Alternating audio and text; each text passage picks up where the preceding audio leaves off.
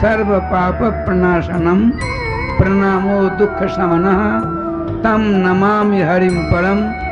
यह श्रीमद् भागवत महापुराण का सर्वांतिम मंत्र है। विश्व में प्रथम बार श्रीधाम वृंदावन में द्वाराचार्य अनंत श्री विभूषित जगत गुरु आचार्य श्री मुकुंद देवाचार्य पीठाधीश्वर श्री राधे श्याम शरण देवाचार्य जी के तत्वाधान में मिथिला कुंज आश्रम परिक्रमा मार्ग श्रीधाम वृंदावन में श्रीमद् भागवत महापुराण के 18,000 श्लोक शिलालेख सहित श्रीमद् भागवत महापुराण के मंदिर के निर्माण हेतु सहयोग राशि 1 ईंट का दान मात्र 1100 रुपए और 1 श्लोक शिलालेख सहित 5100 रुपए और श्रीधाम वृंदावन में लगातार अखंड संकीर्तन हरिनाम संकीर्तन एकमात्र मिथिला कुंज आश्रम में लगातार 30 वर्षों से चलता आ रहा है।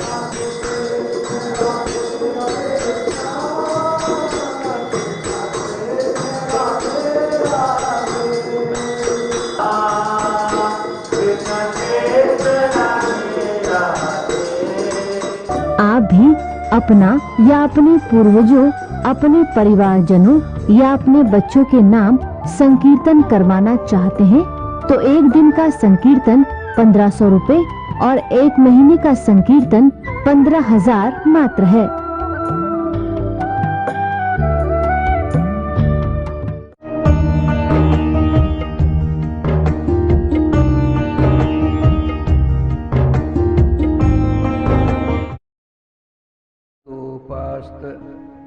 समस्त दोषम अशेष कल्याण गुणैकराशिं जियांगिनं ब्रह्म परम वरेण्यं ध्यायेम कृष्णं कमलेक्षणं हरिम् अंगे तु वामे वृषभानुजां मुदा विराजमानां अनुरूप सौभगां सखी सहस्रैः परिसेवितां सदा स्मरेम देवीं सकलेष्टकामदां। गोविंद जय जय गोपाल जय जय गोविंद जय श्री राधा रमण हरे गोविंद जय जय श्री राधा रमण हरे गोविंद जय जय गोविंद जय जय गोपाल जय जय गोविंद जय जय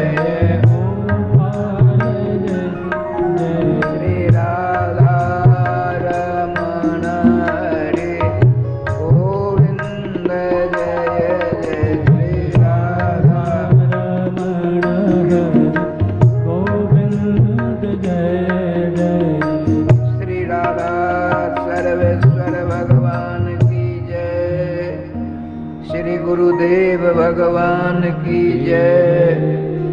सकल संत समाज की जय। श्री नाम संकीर्तन की जय। श्रीमद् भागवत महापुराण की जय। श्री हनुमान जी महाराज की जय। जय जय श्री राधे श्याम नाम महाराज की जय। जय जय श्री राधे श्याम नाम महाराज की जय। समादरणीय भगवान नामानुरागी श्रोता समाज, हमको सबसे पहले चारों युगों के वैष्णवाचार्यों के चरणों की रज को अपने मस्तक पर धारण करते हुए समस्त वैष्णवों के चरणों की धूलि को अपने शीश पर धारण करते हुए अपने अपने इष्ट श्री राम कृष्ण के मंगलमय, मधुमय, आनंदमय तथा रसमय नामामृत का रसास्वादन करने से पहले नाम को अपने गले का हार बनाना चाहिए। अच्छा, आइए श्रीमद् भागवतामृत का रसपान करें। देखिए,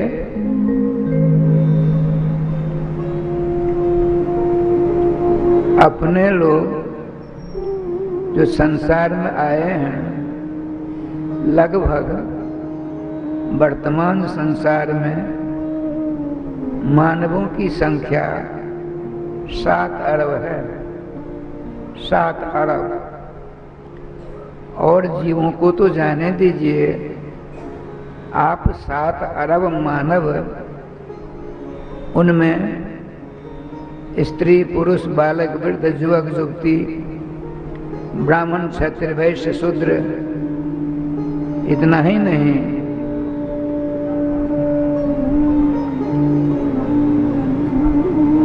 वन में रहने वाले, केवल पशुओं को मारकर आहार करने वाले, आभिर कंक जमन आदि भी हम सब के सब पथिक हैं, राहगीर हैं, बटोही हैं। हम आए हैं व्यापार करने के लिए, इस बात को भूल गए हैं। यदि आप में से कोई व्यापार करने के लिए यहाँ से दिल्ली, बम्बई, कलकत्ता, चीन, जापान, फ्रांस, अमेरिका जाए, कमाने की दृष्टि से, द्रव्योपार्जन की दृष्टि से, और वहाँ जाकर गांठ का भी गया, खाली हाथ लौट आया, आप उसको अच्छा कहोगे कि बुरा कहोगे? बुद्धि का दिवालिया ही माना जाएगा। यदि बाहर कोई जाता है, लाभ नहीं मिलता है, तो लोक में उसके नाम, उसकी हंसी होती है, बदनामी होती है। और हम और आप कहाँ से आए हैं? सर्वेश्वर श्याम सुंदर के यहाँ से आए हैं। उन्होंने हमको भेजा है यहाँ बहुमूल्य, बहुमूल्य क्या, जिसकी कीमत ही नहीं है, उस वस्तु को प्राप्त करने के लिए आपको 2 अरब 98 करोड़ जन्म के बाद भगवान श्री राधा माधव श्याम सुंदर ने अपना सा सुंदर स्वरूप प्रदान किया। लेकिन हम आकर के यहाँ क्या कर रहे हैं, इसकी सूचना, इसकी खबर, इसकी जानकारी आपको जब रात में एकांत में बैठकर अपने वक्षस्थल पर अपनी छाती पर हाथ रख करके सोचेंगे, विचारेंगे, तब अंदर की आंखें खुलेंगी। अब पश्चाताप के सागर में गोता खाना पड़ेगा। देखिए, एक बात बता देता हूँ। हमको एक सज्जन ने कल कहा, महाराज बहुत जगह देखते हैं, टीवी पर भी देखते हैं, आप सब भी हाथ उठवाते हैं, जय जय श्री राधे, जय जय श्री राधे, नहीं करते हैं? क्यों करते हैं? गीता जी में बहुत बढ़िया विशद वर्णन प्राप्त होता है। जिनसे मैंने भागवत पढ़ा, शुद्ध विशुद्ध परिशुद्ध प्रतिभाषी थे, ब्राह्मण थे। उन दिनों में उनकी अवस्था लगभग 76-77 वर्ष की होगी जब हमको उन्होंने भागवत पढ़ाया। उन्होंने एक बहुत अच्छी बात कही थी, सो सुना देता हूँ। जो वृंदावन गए होंगे उनको पता होगा, वृंदावन से पहले श्रीधाम वृंदावन में, वृंदावन की चारों ओर जमुना जी प्रवाहित होती थी। कंकनाकार सौधार सुहाई, महावाणी कार कहते हैं। जैसे हमारे माताएं उत्सव होता है, विवाह, जन्म संस्कार आदि, तो बहुमूल्य आभूषण को हाथ में पहनती हैं। कैसे पहनेंगी? तो कंकनाकार है, बोला है, लेकिन उसमें स्वर्णकार लोग हिसाब किताब जानते हैं, उसमें कील लगा देते हैं। पहन करके कील लगा देती है तो कभी हाथ से नहीं गिरता है, और जब रखना होता है तो कील को हटा करके तिजोरी आदि में रख देती हैं माताएं। ठीक इसी प्रकार से श्रीधाम वृंदावन की चारों ओर गोलोक से पधारी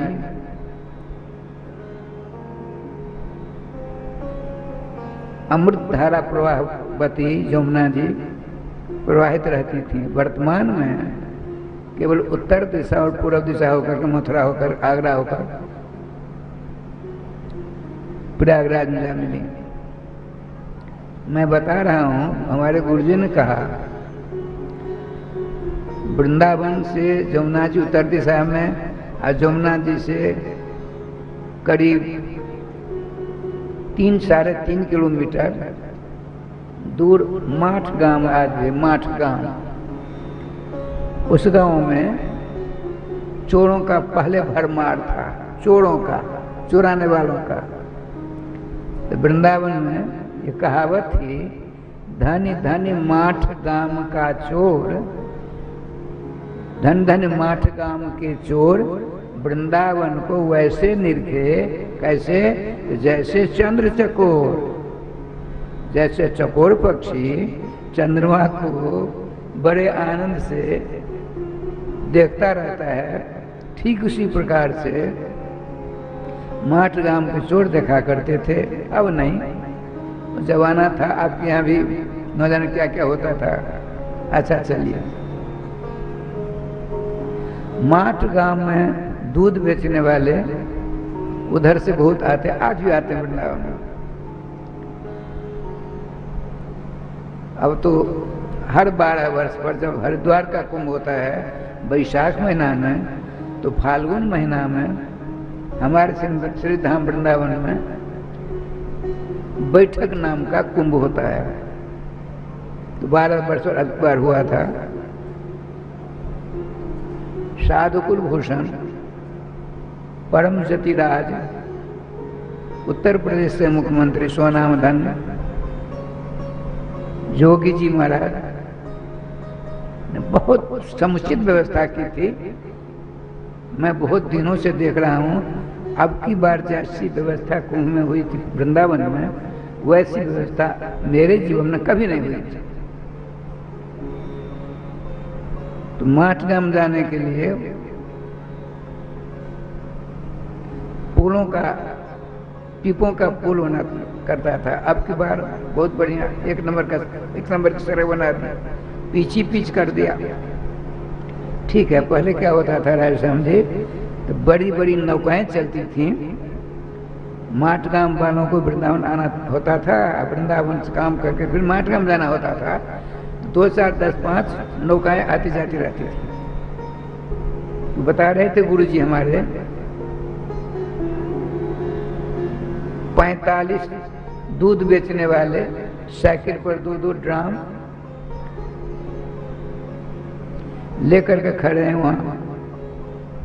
नाविक पहुंचा, सबके सब एक ही बार चढ़ने के लिए उतारू थे। नौ पर जो नाविक था उसने कहा, देखो बाढ़ का समय है, वर्तमान में जमुना जी की धारा बहुत चोरी हो गई है और तरंग पर तरंगे उठा करती हैं। और तुम चाहते हो हम एक ही बार चले जाएंगे, संभव नहीं है, 2 बार करो। एक बार कर लो 22, एक बार कर लो 23, 45 हो जाएंगे। तो ना हम एक ही बार चलेंगे। सब बैठ के गुरु जी बता रहे थे। देखिए क्या लीला होती है। सबके सब बैठे, अरे 45 आदमी है, 45 साइकिल हैं, अब 45 तो 90 ड्राम हैं, उन ड्रामों में दूध भरा हुआ है। नौका पर चले, नाविक बड़ी सावधानी से धीरे धीरे धीरे धीरे जमुना के किनारे, जमुना के किनारे में कई नाविक अपनी अपनी नौका लेकर के सभी जगह ऐसा करते हैं। जमुना जी में नौका आ ही रही थी वृंदावन की तरफ, इतने भयंकर तरंग आई, उस तरंग ने नौका को डुबो दिया। मात्र 15-20 फुट वृंदावन का किनारा रह गया था। गुरुजी बता रहे थे नौका डूबी, सबके सब डूब गए, साइकिल, दूध, ड्राम, साइकिल वाले, लेकिन जो नाव खेवने वाला था मल्ला, वो क्यों डूबेगा? वो तैर कर आ गया वृंदावन। अब ऐसा हम सब डूब गए, लेकिन ठाकुर जी का विधान देखिए, एक ऐसा ऐसा कर रहा था तो वहां के नाविक जो थे तुरंत बड़ी तेज में ले गया, उसका हाथ पकड़ ऊपर रख लिया, ले आया वृंदावन। बहुत पानी पी चुका था, मरनासन स्थिति थी। जमुना के किनारे उन दिनों में कार्य बहु अर्थात रामकृष्ण का, रामकृष्ण सेवाश्रम नाम का अस्पताल था। अब तो बिल्कुल लगभग 70 बीघा में मेन रोड के किनारे आ गया वृंदावन। श्री जी का देखो विधान क्या लीला हुई थी, वहां 5-6 दिन तो भर्ती हुआ और जिंदा हो गया, चकाचक हो गया। आपने देखा राधे, जिसने हाथ को यूं यूं किया, उसके हाथ को पकड़ कर नाविक ने नौका बिठा करके अस्पताल में भर्ती कर दिया, जिंदा हो गया ना। और जिन्होंने हाथ ऐसा ऐसा नहीं किया, गोविंद नवन वो गर्क हो गया ना। इसीलिए जहां कहीं भी सत्संग में,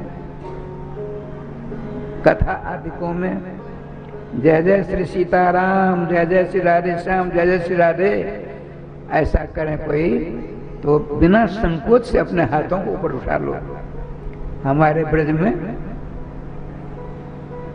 रास में कहते हैं मनसूरलाल जी,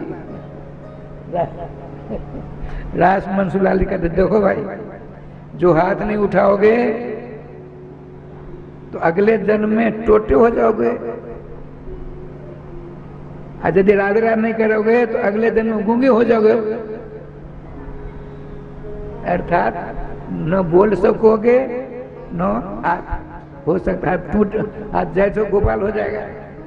श्री राधे वृंदावन कहते नहीं, रासलीला बिल्कुल सही कहते हैं। अब देखिए, ये तो हमारे गुरुजी ने बात कही, अब गीता जी बात सुनिए।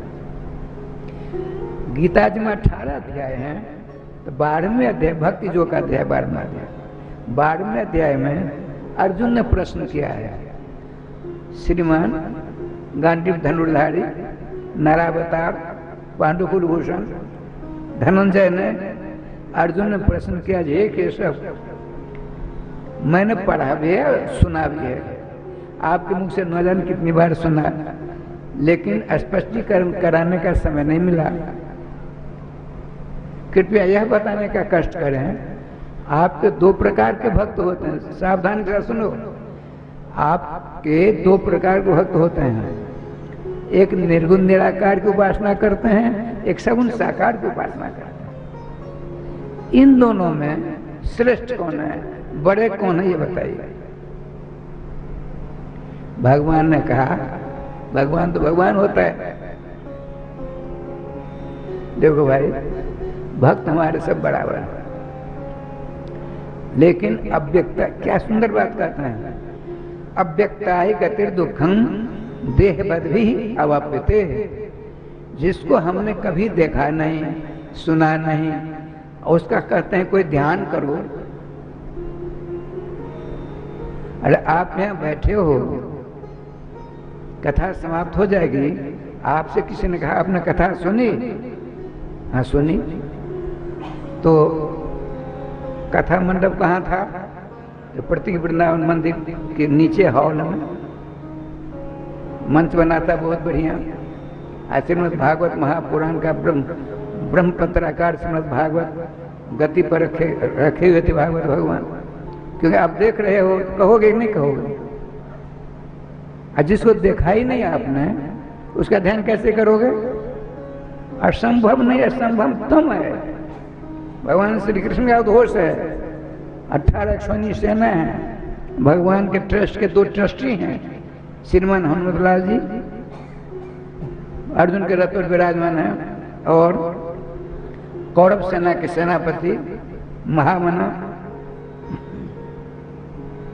सर्वश्रेष्ठ कथावाचक, उपदेशक, भक्त, ध्यानी, ज्ञानी, बलवान पितामह भीष्म, उनके समान वही थे। भगवान परशुराम जी के जितने शिष्य कुरुक्षेत्र मैदान में आए, सबको धराशायी होना पड़ा। सर्वप्रथम हुए पितामह भीष्म, इनके बाद हुए पितामह भीष्म भगवान परशुराम से धनुर्विद्या विद्या प्राप्त की थी। आचार्य द्रोण परशुराम जी के शिष्य,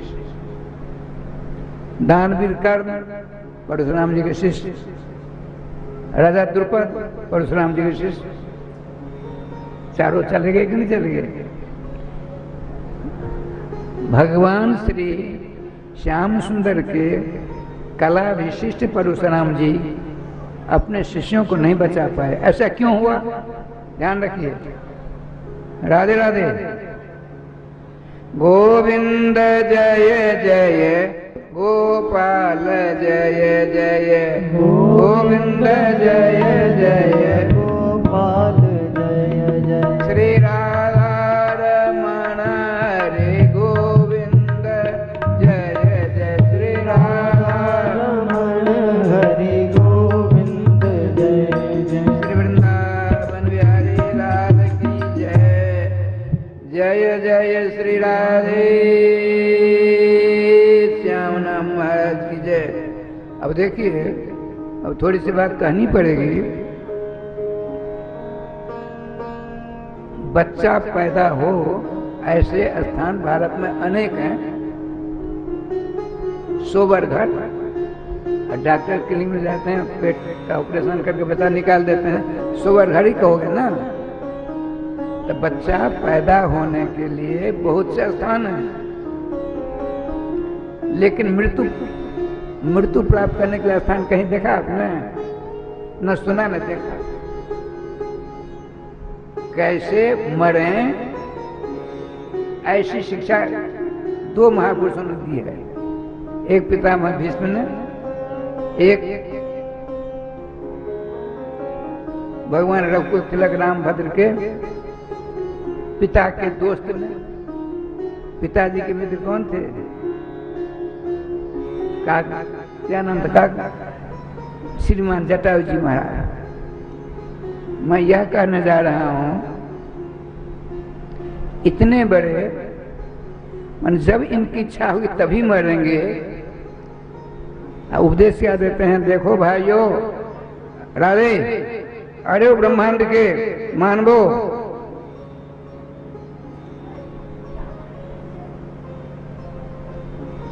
एक पैसे बुढ़िया को उठा दो, बुढ़िया को बीच में बैठी। अब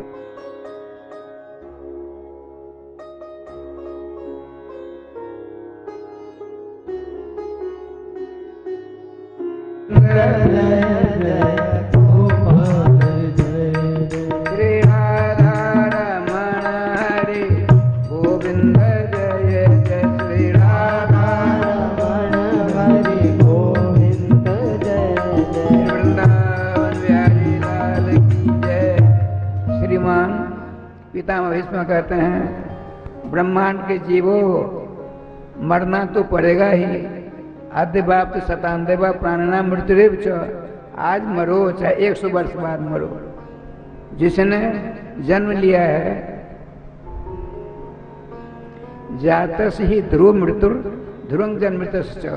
जिसने जन्म लिया है उसकी मौत अवश्यंभावी है।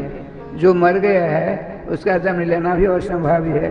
निश्चित निर्वात सुसत्य बात है। पितामह भीष्म कहते हैं, ऐसे मरोगे तो दोबारा नहीं मरना पड़ेगा। कैसे? देख लो, मेरे सामने नीलमणि पुराण पुरुषोत्तम पीताम्बरधारी श्री द्वारकाधीश विराजमान है। सामने विराजमान है, इनकी दिव्य छवि मेरे हृदय की कमल की कर्णिका के केसर पर विराजमान है और मैं अपनी आंखों से इनके सुंदर स्वरूप के दर्शन कर रहा हूँ। आज जीवा से इनके नाम का गान कर नामामृत का रसासन कर रहा हूँ। ऐसे मरोगे दोबारा नहीं मरना पड़ेगा, सीधे सर्वेश्वर श्याम सुंदर का नित्य सानिध्य प्राप्त हो जाएगा। पिता भीष्म कहते हैं, काक भीष्म जी रावण के खड्ग से जो उनका पंख कट गया, जंगल में गिरे हैं। श्री राम जय राम जय जय राम, श्री राम जय राम जय जय राम कर रहे हैं। नेत्रबंद नामामृत का रसास्वादन करते हैं। श्री रघु तिलक रामभद्र अपने छोटे भाई लखनलाल जी के साथ श्री जनकराज दुलारी का अन्वेषण करते हुए आगे बढ़ रहे हैं। करुण क्रंदन नाम मिश्रित आवाज को सुनकर आपने कहा लखनलाल आर्तनाद सुनाई पड़ रही है, चलो गए। तुरंत भगवान देखिए जान न पहचान कुछ नहीं, उठाकर गोदी में रख लिया। उनकी शरीर में जो धूल लगी थी, भगवान सर्वेश्वर रघुनाथ ने अपने जटा को खोलकर जटायु की धूल जटाने से झाड़ी, धूल को साफ करते हैं और श्री राम जय राम कर रहे हैं। रघु तिलक रामभद्र की गोदी में विराजमान भक्त सम्राट श्री जटायु जी।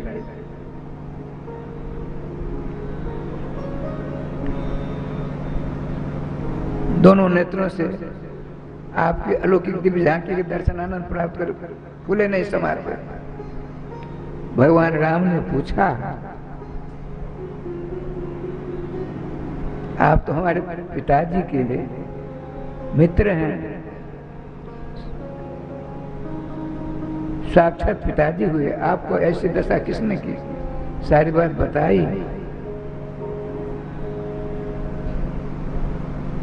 अब भगवान गोदी में है और संसार को क्या कहते हैं, संसार के जीवों मरना तो पड़ेगा ही।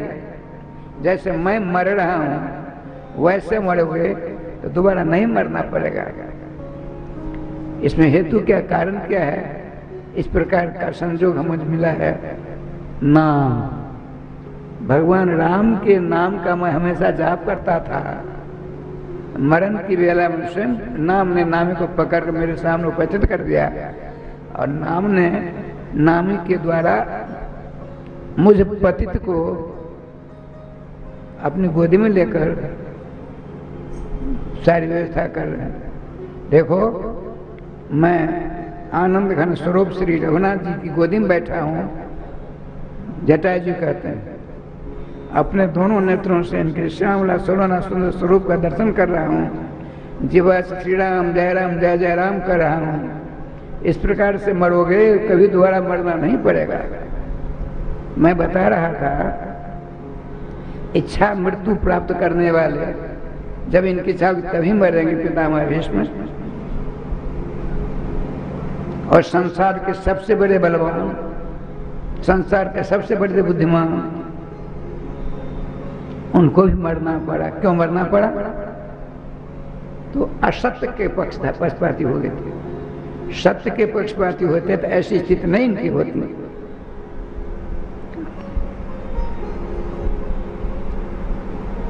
ठाकुर जी की कृपा से भगवान श्री कृष्ण कहते हैं, अर्जुन सुन लो, तुम्हारा प्रश्न बहुत ही समीचीन है। एक होते हैं भक्त निर्गुण निराकार का, ज्योति स्वरूप का ध्यान करते हैं। एक मुसगुण साकार के ध्यान में तल्लीन हो जाते हैं। जो अव्यक्त जिसको हमने देखा नहीं, उसके ध्यान में वर्षों नहीं अनेक जन्म जन्मांतर बर्बाद कर डालते हैं, लेकिन शांति नहीं मिलती उनको। आज जो मुझ सगुण साकार का नाम रूप लीला नाम आदि के द्वारा स्मरण चिंतन भजन करता है, तो संसार सागर में मैं क्या करता हूँ उसे देखिए। स्वयं कहते हैं भगवान, तेसाम हम समुद्धरता मृत्यु संसार सागरात भवाम न चिरात पार्थ मज्जा विशिक्षित शाम, जिसने हमारे मंगल में राम कृष्ण माधव इत्यादि अनेक भगवान के नाम हैं।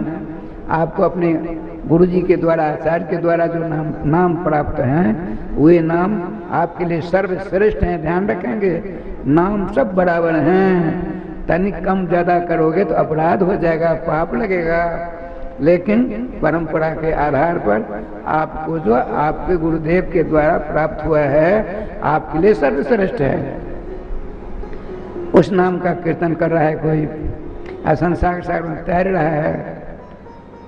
राधे कृष्ण कृष्ण कृष्ण राधे राधे, राधे श्याम श्याम श्याम राधे राधे, जय जय श्री राधे श्याम नाम करता है। भगवान श्री कृष्ण करते हैं, कहते हैं मजबूत दृढ़तम नौका को लेकर मैं स्वयं खेलने वाला हो जाता हूँ, मल्लाह का काम करता हूँ। उस भयंकर दुस्तर संसार रूपी सागर से वो जो नाम लेता हो, दोनों हाथ को ऊपर किया हुआ है, उसके हाथ को पकड़कर और चिरा बेरने लगा था, नौका पर बिठाकर अपने धाम ले आता हूँ। इसलिए जहाँ कहीं कीर्तन सत्संग आदि हो, नाम उच्चारण पूर्वक दोनों हाथों को ऊर्ध्वमुखी करने की बात आवे, संकोच नहीं करना, लाज नहीं करना, जोर से कहिए तो जय जय श्री राधे श्याम नाम महाराज की जय। समझ गए ना? अब चलिए जहाँ बात चल रही थी, हम लोग पथिक हैं। जैसे यहाँ से आपको विदेश्वर जाना होगा तो बटोही बन करके जाओगे ना, बटोही बन करके, रास्ता गिर बनकर, पथिक भी कहते हैं उसको। तो आप चले श्रीमान जर भरत जी, श्री रघुगंज जी से कहते हैं 5वें सन में परमहंस परिव्राजकाचार्य श्री सुखदेव जी महाराज, राजर्षि सप्तम सुरश्रेष्ठ पांडुकुल भूषण परीक्षित जी को बता रहे हैं। इधर श्री सूत जी सौनकादि को कह रहे हैं, उधर मैत्रेय जी विदुर जी से कह रहे हैं। क्या कहते हैं? देखिए, जितने हैं बैठे हैं, अरे लगभग 7 अरब लोग हैं संसार में वर्तमान में मनुष्य, वे सब का सब बटोही हैं, सबके सब पथिक हैं, रास्ता गिर है, चले हैं, आप भी चले, हम भी चले, सब चले हैं। ये अटवी है, संसार अटवी है, माने जंगल है, भयानक जंगल। आप वहां पहुंचे, बहुत सारे आपके पास में 1000 2000 या लाख 2 लाख रुपए पैसे हैं, तो आगे जाएंगे जंगल के पास, व्यापार करके 2 लाख ले जाएंगे तो 50 लाख कमा कर आएंगे। राधे राधे। सामने देखो, क्यों इधर देखते हो? इसलिए छोटे छोटे बच्चों को नहीं लाना चाहिए। छोटे छोटे बच्चे को लाते हो,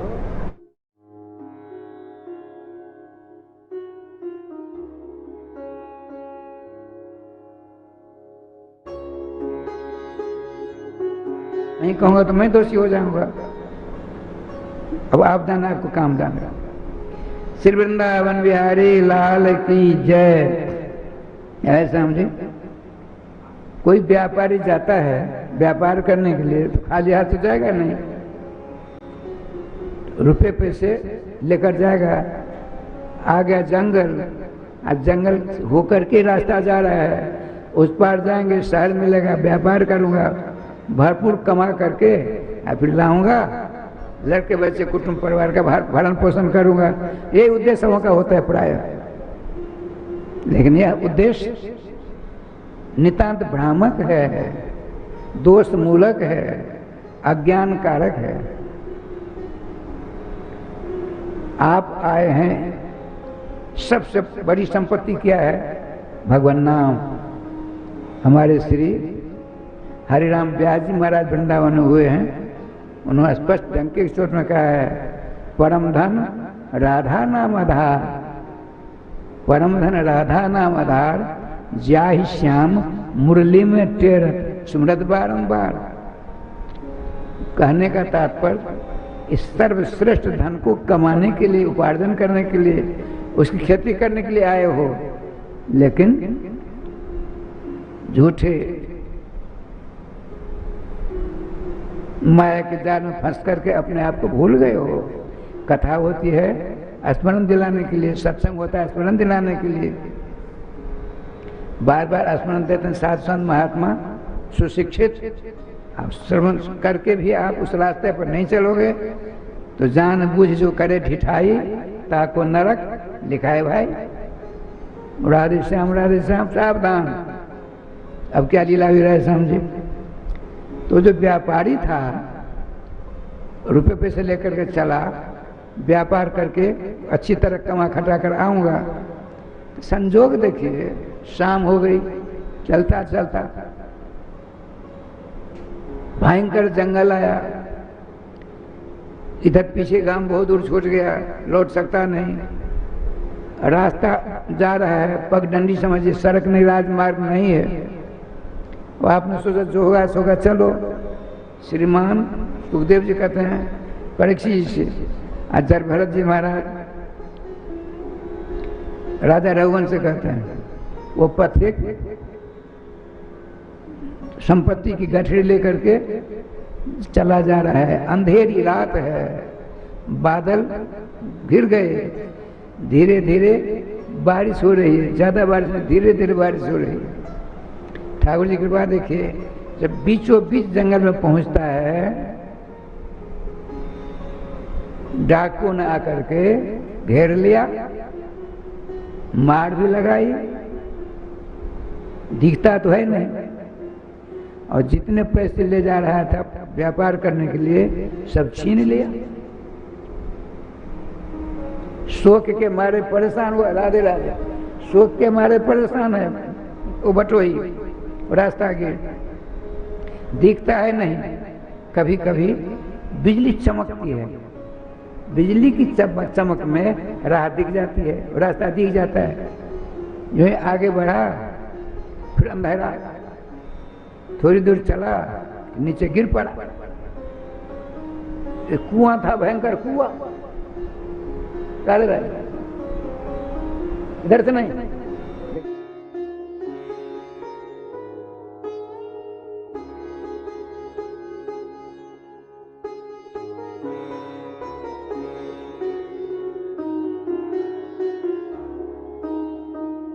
गोविंद जय जय गोपाल जय जय श्री राधा रमण हरे गोविंद जय जय श्री राधा रमण हरि गोविंद जय जय श्री वृंदावन बिहारी लाल की जय। देखिए व्यापार करने के लिए चले हम और आप, वह व्यापारी गया, अंधेरा हो गया, मध्य जंगल में गया, बीचों बीच जंगल में लुटेरों ने आकर के जो संपत्ति लूट ली और अच्छी तरह मरम्मत भी कर दी।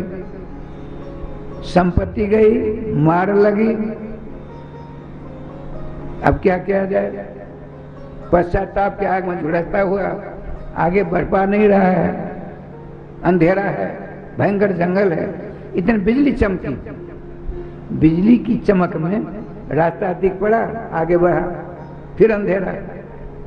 ठाकुर जी के पास से जो ही चला 2-4 कदम नीचे गिर पड़ा, बड़ा कुआं था।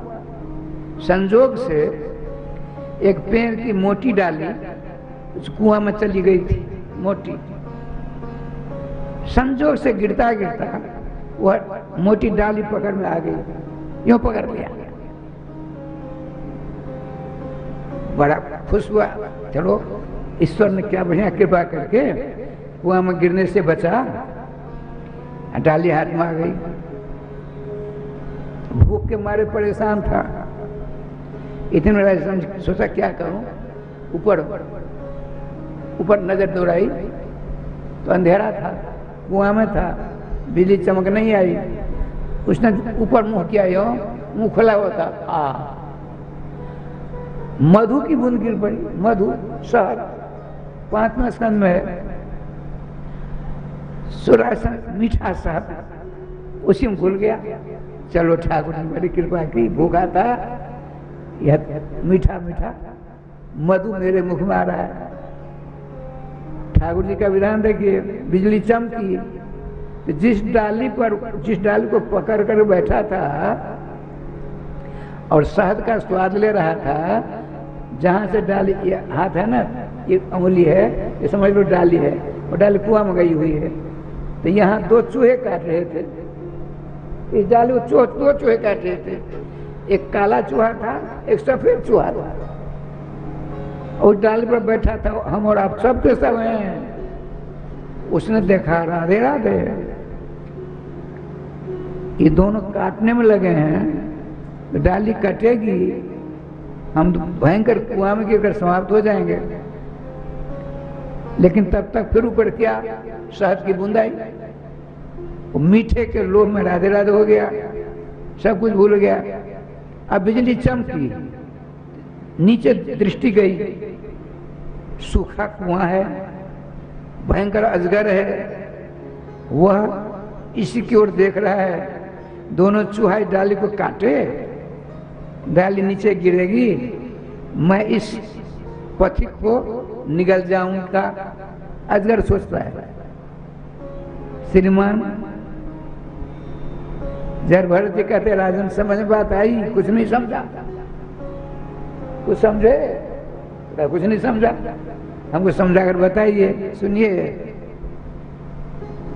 आप जीव ही पथिक है, हम और आप सब पथिक हैं।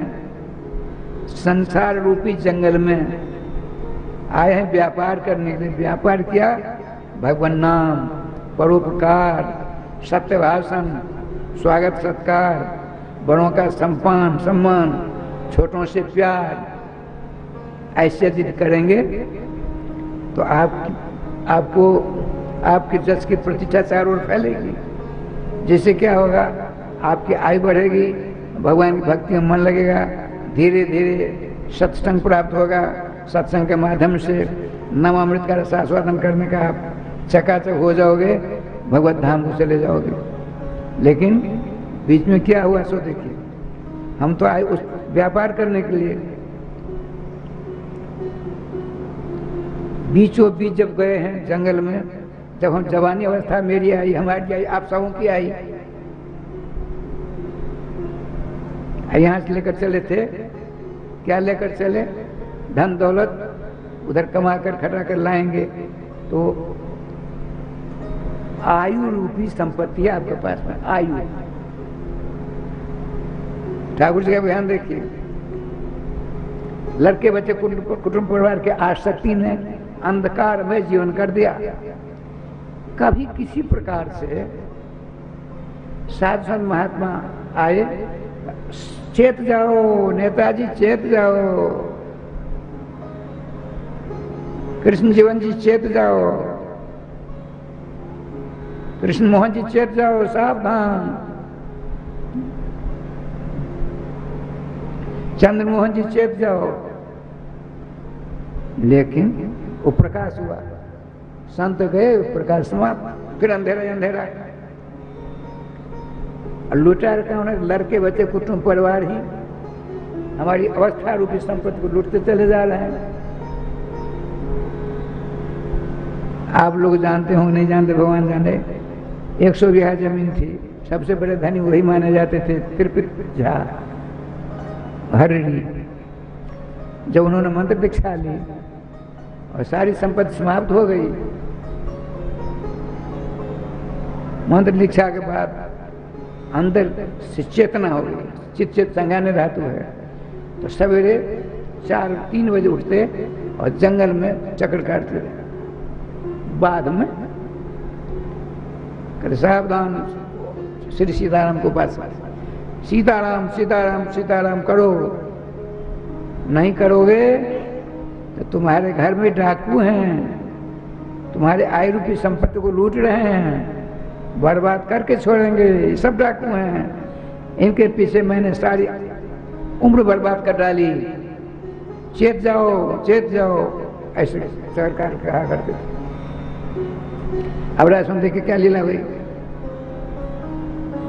बिजली समाप्त हो गई। संत महात्मा का उपदेश सुनी अनसुनी कर दिया हमने, अंधेरा में बढ़े, नीचे कुआं में गिरे। कुआं कौन सा है? आस्था। नहीं, आस्था में आस्था कुआं में गिर पड़े। ये करेंगे ये करेंगे ये करेंगे, जैसे हमने सोचा ना, जो आज तक किसी ने नहीं किया। उस श्रीमद् भागवत महापुराण का मंदिर बने, वो तो भागवत जाने और आप लोग जानो भैया। नहीं, शुभ संकल्प करना चाहिए, अशुभ संकल्प नहीं करना चाहिए। अब क्या लीला होती राय श्याम जी?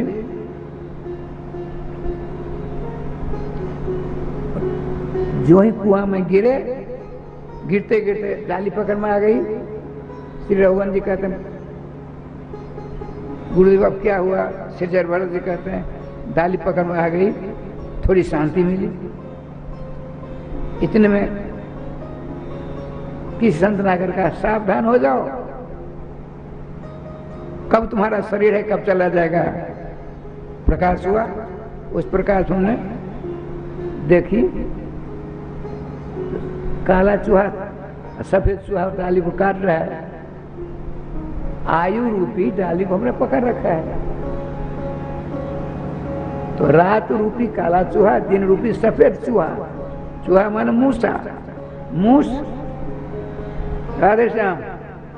गोविंद जय जय गोपाल जय जय, गोविंद जय जय गोपाल जय जय, श्री राधा रमण हरि गोविंद जय जय, राधा रमण हरि गोविंद, वृंदावन बिहारी लाल की जय। राय श्याम क्या लीला हुई? अब तो राय श्याम जी इतनी दर्दनाक वेदना हुई, कहीं डाली कट गई, हम तो समाप्त हो जाएंगे। इतने में महात्मा ने आकर कहा, अरे सावधान हो जाओ, कब क्या हो जाए कुछ पता नहीं है, क्षण में क्षणक हो जाता है। प्रकाश हुआ, नीचे दृष्टि गई, नीचे दृष्टि गई तो भयंकर अजगर मुंह को खोलकर अपनी ओर, हमारी आपकी ओर देख रहा है। ये डाली कटे, इसको अपने मुख में लेकर उसरा के लिए सर्वनाश कर देंगे। लेकिन राय श्याम जी वहां जो ऊपर मुख किया था हमने, आपने शहद की बूंदें टपक रही थी, वो क्या चीज है? छोटे छोटे बच्चों की तोतली बोली, छोटे छोटे बच्चों की तोतली बोली, मीठी मीठी बोली। जैसे भी आप बच्चों को देखते हो, कहीं हम आपको देख रहे हैं, अभी शरीर छूट जाए तो आपके घर में हमको चूहा बिल्ली नौजन क्या बनकर जन्म लेना पड़ेगा। इसलिए सावधान, अपने आप को। ये कथा क्यों सुनते हो? कथा सुनकर जीवन उतारने का काम करना है। इधर सुनकर उधर करते कुछ नहीं मिलने वाला है। कथा सुनो तो अपने जीवन में उतारने का प्रयास भी करो, तब तो कथा आपकी व्यथा को दूर कर सकती है। नहीं तो पुनरपि जननम पुनरपि मरणम पुनरपि जननी जठरे शयनम के चक्कर से छुटकारा कभी नहीं प्राप्त हो सकता। इसलिए सावधान। अब राजस्थान क्या लीला होती है? उस शहद के पीछे सब कुछ भूल गए। आय रूपी डाली को रात और दिन रूपी चूहे काट रहे हैं, हम देख रहे हैं। डाली कट जाएगी, मृत्यु रूपी अजगर के मुख में सदा के लिए समा जाएंगे, ये भी देख रहे हैं। क्यों? चक्षुपाख्यान महाभारत में आया है। जक्ष ने पूछा, हे राजर्षि युधिष्ठिर, बहुत सारे प्रश्न हैं, 4 प्रश्न महत्वपूर्ण रखता है, महत्वपूर्ण 4 प्रश्न। को मोदते कि आश्चर्यम वार्ता कह कपति स्मृता इति में चतुरो प्रश्नान पूरित्वा जलम दो। 4 ही भाई उनके गिरे थे, मरे गए थे। चारों प्रश्नों के द्वारा जब उत्तर मिल जाएंगे, चारों प्रश्नों के, तो चारों जिंदा हो जाएंगे। इसीलिए 4 प्रश्न प्रधान है। प्रश्न तो 30-32 किए गए हैं, लेकिन 4 प्रधान है, जिसमें आश्चर्य की ऐसी बात आई है। आश्चर्य किसको कहते हैं? आश्चर्य माने देख कहते हैं अन्यानि भूतानि गच्छन्ति जन मंदिरम अप्रेस्थात मिच्छन्ति किमाश्चर्यमिता परम। हम देखते हैं आए दिन, सुनते भी आंखों से देखते भी हैं। एक दिन मैंने बताई थी बात, जब वेदांताचार्य की अंतिम परीक्षा हमारी थी, मौखिक थी विश्वविद्यालय में, तो परीक्षा का भूत जब उतर गया तो हमने सोचा चलो मणिकर्ण का घाट का दर्शन करो। परीक्षा भूत होता है ना। ओरे राम राम राम। मणिकर्ण का घाट पर चिता चेत रही थी, लाशें चल रही थी। तो हमने घड़ी के हिसाब से 29 मिनट तक मैं खड़ा रहा। 29 मिनट में 63 लाशें आई। 63 गिनती करी, इसलिए मैं गया था वहां। ये एक मणिकर्ण का घाट पर 1969-70 की बात है। काशी के मणिकर्ण का घाट मशहूर है विश्व में हरिश्चंद्र जी के कारण से। 29 मिनट में 63 लाशें आई। संसार में कितने रहे समझे? मोक्षधाम होंगे। मोक्षधाम मैंने समझे, चिता, उसका नाम मोक्षधाम है। शब्दाह का राधे श्याम राधे। ठाकुर जी की कृपा से श्रीमान युधिष्ठिर जी ने कहा है जक्षराज, इससे बड़ा आश्चर्य हो नहीं सकता ब्रह्मांड में। हम देखते हैं प्रत्येक दिन 2, 4, 10, 25, 50 मरकर अपने अपने कर्मानुसार लोगों की यात्रा करते हैं। देखने वाला भी मैं हूँ, देखने वाला आप हो। समझते हो कि हम मरने के लिए थोड़े आए हैं। जो मरने के लिए गए, हम तो चतुर्युगी जीने के लिए हैं, ऐसा हम सोचते हैं। लेकिन इसी का नाम महा आश्चर्य है। अन्यानि भूतानि गच्छन्ति मंदिरम अपरे इतरे। हम लोग नहीं स्थातुम इच्छन्ति, हम तो यहाँ रहेंगे, हम रहने के लिए आए हैं। जाने वाले गए, रहने वाले रह गए। राधे श्याम राधे श्याम। इससे बड़ा आश्चर्य क्या होगा? ठाकुर जी की कृपा से समझ जाइए, संभल जाइए, संभल जाइए। किसी का कोई नहीं है। माता पिता, लड़के बच्चे, कुटुंब परिवार, पति पत्नी, ये सब क्षणिक संबंध है। और संबंध टूटने वाले सब के सब हैं। एक से संबंध जोड़ लीजिए। कौन से? अपने इष्ट, अपने मित्र, अपने सखा, अपने दोस्त भगवान श्री राम कृष्ण के मंगलमय नाम से। राम कृष्ण से संबंध नहीं जोड़ सकते आप। और बड़े बड़े मुनि महात्मा जोगी जति परेशान हो गए, लेकिन नाम से जिसने संबंध जोड़ा उनका काम हो गया। जो राम से संबंध जोड़ा उनका काम नहीं हुआ। वो बड़े रहे समझी। राधे राधे हैं। महाकवि भभूति ने उत्तर रामचरित में लिखा है, भद्रादेवी कठोरा निर्दुन उष्मादेवी। श्री राम कृष्ण का हृदय वज्र से भी ज्यादा कठोर है और गुलाब की पंखुड़ी से भी ज्यादा कोमल है। लेकिन कठोरता तो है ना। और नाम तो नाम है, नमने धातु है। नाम लेते लेते जैसे नमक नमी पा करके पानी पानी हो जाता है, उसी प्रकार यदि आपने नाम को अपने जीवन में उतार लिया, आप भी पानी पानी हो जाओगे, सरल हो जाओगे। सरल जानते? सरल शब्द का अर्थ एक महात्मा जी बता रहे थे, सौरो। सरल माने सुंदर स्वभाव, सहज स्वभाव। श्री श्री मलुपीठाधीश्वर श्री राजेंद्र दास महाराज कथा में बता रहे थे।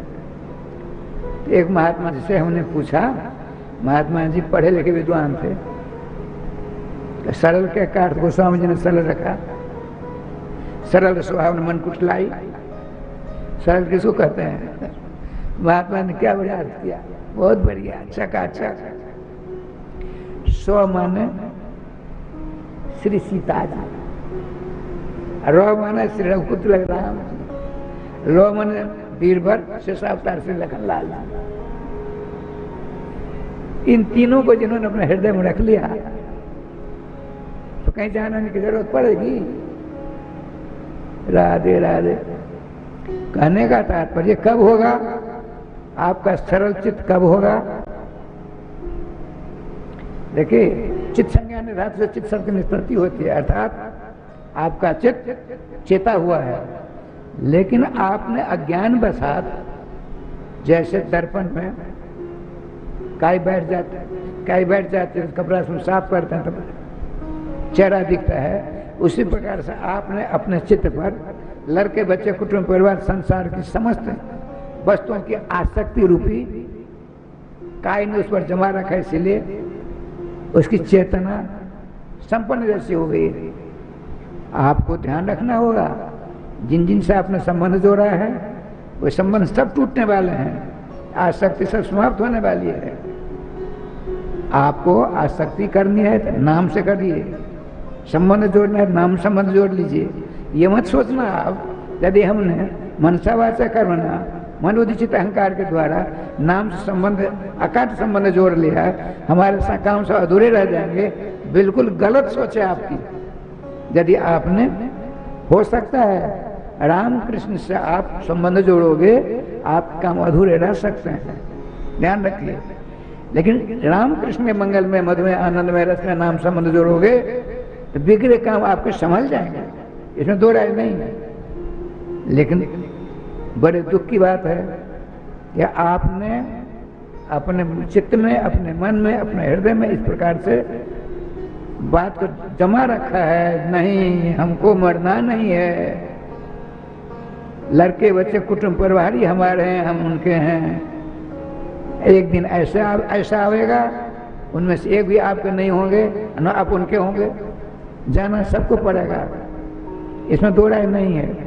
लेकिन हंसते हुए चलो, भगवान सर्वेश्वर श्याम सुंदर आपके सामने आवे हैं, आपसे वार्तालाप करें, भक्तराज जटायु जी के समान, भक्तराज भीष्म पितामह के समान, तब आप माने जाओगे, नहीं तो जय गोपाल जी। इसीलिए श्रीमद् भागवत महापुराण के एक भी अक्षर ऐसा नहीं है जिसमें नाम का पुट न पड़ा हो, नाम की चाशनी न पड़ा हो। इसीलिए नाम से समझ जोड़ लीजिए। कब जोड़ें? अभी से जोड़ लो ना। कथा सुन रहे हो, मन में राधे राधे करते रहो, अपने इष्ट का नाम लेते रहो, खर्चा कुछ नहीं। देखिए, साधु संत महात्मा भागवत पुराण आदि खर्चे की बात नहीं बताते हैं। नाम संबंध जोड़ लीजिए, जो चाहिए प्राप्त हो जाएगा, इसमें दो राय नहीं। लेकिन संबंध तो जोड़ना पड़ेगा आपको। मैं संबंध जोड़ूंगा मेरा काम होगा, आपका नहीं होगा। जैसे हमको भूख लगी, हमने भोजन किया, मेरी भूख गई, आपकी भूख नहीं जा सकती। ठीक इसी प्रकार से सुनिश्चित सिद्धांत है, इसमें अगर से मगर परंतु गुंजाइश नहीं है। आप झाड़ू लगाइए, काम छोड़ने की जरूरत नहीं है, राजी साहब, काम छोड़ने की जरूरत नहीं है, लेकिन नाम लेते लगाइए। स्नान करिए, नाम लेते हो करिए, कपड़ा पहनिए, नाम लेते करिए, सिंदूर बिंदु चंदन लगाइए, नाम लेते हो करिए, रसोई पान करिए, नाम लेते हुए करिए, परोपकार के पंचायती में जाइए, नाम लेते हुए जाइए, आपकी पंचायती आपके द्वारा एक नंबर होगी। लेकिन नहीं करेंगे, क्यों? तो आदत से लाचार जो है, उस आदत को सुधारना। ऐसी खोटी, ऐसी निकम्मी, ऐसी 420 आदत हमने डाली है ना। जन्म माता के पेट से जन्म लेते ही हम पंचायती करना नहीं सीखे, हम माला जाप करना नहीं सीखे, शराब पीना नहीं सीखे, हमने बाद में जोड़ा है।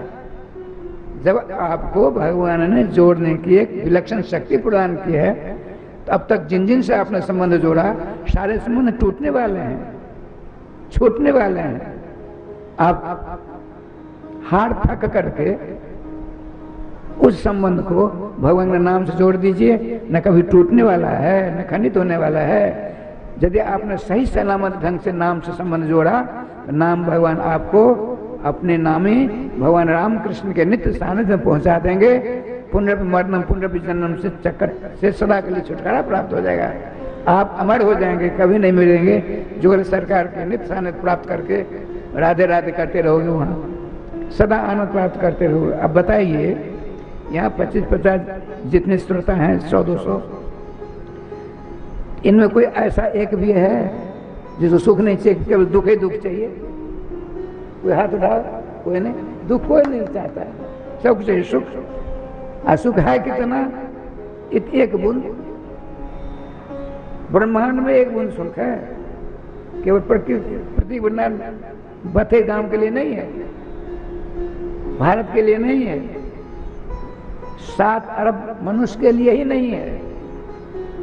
जितने पशु पक्षी, कीड़े मकोड़े, सांप बिच्छू, सबको सुख चाहिए।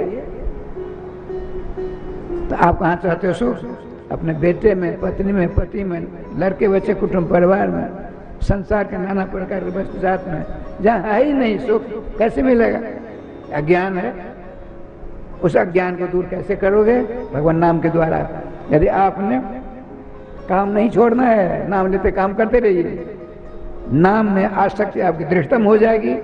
नाम भगवान निर्विवाद सुसत्य बात है, जो आपके सामने नीलमणि पुराण पुरुषोत्तम राधा प्रेकांत श्याम सुंदर को आपके समक्ष लाकर विराजमान कर देंगे। आप उनकी नित्य अलौकिक दिव्याति दिव्य दर्शनानंद प्राप्त करके धन्य धन्य हो जाओगे। अब 2 बार नाम लेने का कष्ट करिए कि श्रीमंत किशोर चरण जी संगीत में कथा सुनाकर आपको राधे राधे करेंगे। उससे पहले विद्वत वरण्य समादरणीय श्री पांडे जी महाराज कुछ कहेंगे, आप लोग श्रवण करेंगे। उससे पहले 2 बार नाम ले लीजिए। श्री वृंदावन बिहारी लाल की जय, श्री गुरुदेव भगवान की जय, सकल संत समाज की जय, श्री नाम संकीर्तन की जय, श्री हनुमान जी महाराज की जय। जय जय श्री राधे श्याम नाम महाराज की जय। जय जय श्री राधे श्याम नाम महाराज की जय। गोविंद जय जय गोपाल जय जय। गोविंद जय जय गोपाल। श्री राधा रमण हरि गोविंद जय जय। श्री राधा रमण हरि गोविंद जय जय। श्री वृंदावन बिहारी लाल की जय। जय जय श्री राधे श्याम नाम महाराज की जय। भगवान की जय। बहुत ही दिव्य कथामृत का पान हम सभी भक्त श्री सद्गुरुदेव भगवान के मुखारविंद से कर रहे थे। निवेदन करूंगा, एक बार जोरदार तालियों से श्री सद्गुरुदेव भगवान का स्वागत करेंगे। और जो भी भक्त फेसबुक, यूट्यूब एवं श्रद्धा टीवी के माध्यम से जुड़ रहे हैं, एक बार निवेदन करूंगा, दोनों हाथ उठा करके प्यार से बोलेंगे राधे राधे। आइए अब आगे की कथा हम सभी भक्त श्रवण करेंगे। श्री सद्गुरुदेव भगवान के परम कृपा पात्र शिष्य विप्रकुल भूषण परम पूज्य महामंडलेश्वर श्री किशोरी शरण जी महाराज के मुखारविंद से कथा को श्रवण करेंगे। कथा श्रवण के साथ में हम लोग, जैसा कि आप सभी भक्तों को विदित है, श्री धाम वृंदावन में श्री सद्गुरुदेव भगवान के सानिध्य में विश्व का एकमात्र ऐसा मंदिर होगा जिसमें श्रीमद् भागवत जी के संपूर्ण 18,000 श्लोक शिलालेख किए जाएंगे, शिला पर लिखे जाएंगे। तो निवेदन करूंगा, इस परम ऐतिहासिक क्षण के आप लोग भी साक्षी बने और इस मंदिर से जुड़ करके आप लोग पुण्य लाभ को प्राप्त करेंगे। यदि आप लोग इसमें एक ईंट की सेवा प्रदान करना चाहते हैं तो मात्र आप लोगों को 1100 रुपये प्रदान करना पड़ेगा। और यदि आप लोग एक श्लोक की सेवा करना चाहते हैं तो 5100 रुपये। इसके अतिरिक्त आप अन्य जिन श्लोकों को अपने माता पिता के नाम से, पूर्वजों के नाम से, परिवार के कल्याण के निमित्त मंदिर में दान करना चाहते हैं तो आपकी टीवी स्क्रीन पर हमारे संस्थान के बैंक अकाउंट नंबर टेलीकास्ट हो रहे हैं, उसमें जमा करवा करके आप अपने नाम को अनाउंस करवा के पुण्य लाभ प्राप्त कर सकते हैं। और श्री सद्गुरुदेव भगवान के मुखारविंद से अभी हम लोग भगवान नाम की दिव्य महिमा को श्रवण कर रहे थे। जिस नाम की इतनी बड़ी महिमा हम लोग गुरुदेव के मुखारविंद से श्रवण कर रहे थे, वही भगवान नाम अखंड युगल नाम महामंत्र संकीर्तन मिथिला कुंज वृंदावन में अखंड 29 वर्षों से चल रहा है। तो इस परम पावन पुनीत संकीर्तन की सेवा से भी जुड़ करके आप लोग पुण्य लाभ को प्राप्त कर सकते हैं। एक दिन की संपूर्ण सेवा मात्र 1500 रुपए जमा करवा करके आप अपने नाम से मिथिला कुंज आश्रम में वैष्णवों के द्वारा, साधुओं के द्वारा, दिव्य ब्राह्मणों के द्वारा संकीर्तन का आप लोग पुण्य लाभ प्राप्त कर सकते हैं। तो मैं निवेदन करूंगा इस संकीर्तन की परम पावनी सेवा से भी जुड़े और पुण्य लाभ को प्राप्त करें। और जैसा कि आप सभी भक्तों को विदित है, श्री सद्गुरुदेव के सानिध्य में प्रतीक वृंदावन अन्न क्षेत्र के द्वारा विगत कई महीनों से जो गरीब भूखे बालक हैं, जो आश्रम में रह करके संकीर्तन की सेवा कर रहे हैं, वैष्णव हैं, साधु हैं, संत हैं, उनके खाने पीने रहने की समुचित व्यवस्था अन्न क्षेत्र के द्वारा किया जा रहा है। तो अन्न क्षेत्र की सेवा से भी जुड़ करके आप लोग पुण्य लाभ को प्राप्त करें। और मैं एक बार पुनः निवेदन करूंगा, बसंत पंचमी के परम पावन पर्व पर 25 दिवसीय श्री ब्रज 84 कोष यात्रा मिथिला कुंज आश्रम के द्वारा निकाली जाएगी। तो जो भी भक्त इस परम पावनी अनूठी यात्रा में सम्मिलित होना चाहते हैं, मात्र सर्वप्रथम आप लोग हमारे संस्थान में 2000 रुपए की राशि भेज करके अपने नाम का रजिस्ट्रेशन करवा कर आप लोग इस यात्रा में सम्मिलित हो सकते हैं। यात्रा के दौरान आश्रम में आपके रहने की, खाने की समुचित व्यवस्था 25 दिनों तक मिथिला कुंज आश्रम के द्वारा होगी। तो निवेदन करूंगा इस यात्रा के साथ जुड़ें और पुण्य लाभ को प्राप्त करें। और जो भक्त टीवी के माध्यम से जुड़ रहे हैं, मैं एक निवेदन करता हुआ अपनी वाणी को विराम दूंगा। कल बहुत ही परम पावनी तिथि है, हरियाली तीज जिसको कहा जाता है। हमारे श्री वृंदावन धाम में इस तिथि को झूलन महोत्सव के नाम से जाने जाते हैं। और आज के ही दिन इस तिथि में ठाकुर श्री बांके बिहारी झूला पर विराजमान होते हैं। तो निवेदन करूंगा श्री सद्गुरुदेव भगवान के परम कृपा से यह तिथि कथा के मध्य उपस्थित हुई है। इन तिथियों का आप लोग लाभ लें, हमारे सेवा संस्थान के प्रकल्पों को मजबूत करें, अपना दान देकर के पुण्य लाभ प्राप्त करें। क्योंकि इस हरियाली तीज की परम पावनी तिथि पर यदि आपने थोड़ा सा भी दान किया तो वह आपका संपूर्ण दान सीधे ठाकुर श्री बांके बिहारी के चरण कमलों में प्राप्त हो जाएगी। तो मैं निवेदन करूंगा ज्यादा से ज्यादा संख्या में आप लोग इन तिथियों से जुड़ें और पुण्य लाभ को प्राप्त करें। आइए अब हम सभी भक्त प्रवेश करते हैं व्यास मंच पर मंचासीन पूज्य महाराज श्री के पावन सानिध्य में। निवेदन करूंगा एक बार जोरदार तालियों से पूज्य महाराज श्री का स्वागत करेंगे। दोनों हाथों को जोड़ करके, नेत्र को बंद करके एक ही निवेदन करेंगे, हे पूज्य व्यास जी महाराज, आज की परम पावनी बेला में हम सभी भक्तों को अवगाहन करवा करके हमारे जीवन को धन्य करें। पूज्य व्यास जी महाराज। श्री वृंदावन बिहारी लाल की जय। आनंद मानंद करम प्रसन्नम ज्ञान स्वरूपम निज भावयुक्तम योगीन्द्रमीड्यम भवरोगवैद्यं श्रीमद्गुरुं नित्यमहं स्मरामि। राधां कृष्णस्वरूपां वै कृष्णं राधास्वरूपिणम्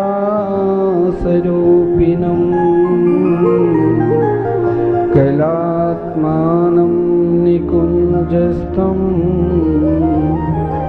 गुरुरूपं सदा भजे।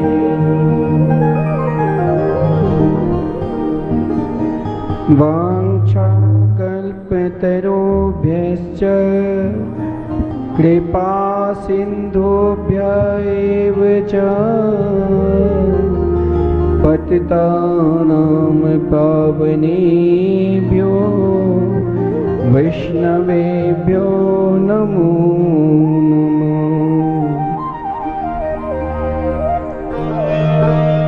आइए हम भाव के साथ 2 मिनट संकीर्तन करें, तत्पश्चात कथामृत का रसास्वादन करेंगे।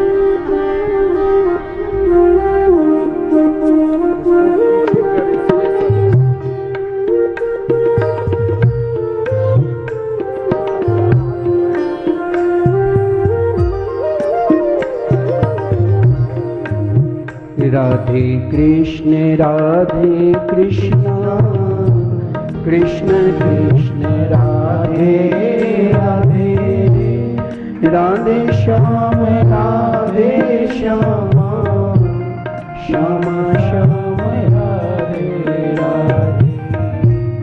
राधे कृष्ण कृष्ण कृष्ण कृष्ण राधे राधे, राधे श्याम श्याम श्याम राधे राधे। राधे कृष्ण कृष्ण कृष्ण राधे राधे, राधे श्याम श्याम श्याम श्याम राधे राधे। राधे कृष्ण कृष्ण कृष्ण राधे राधे, राधे श्याम श्याम श्याम राधे।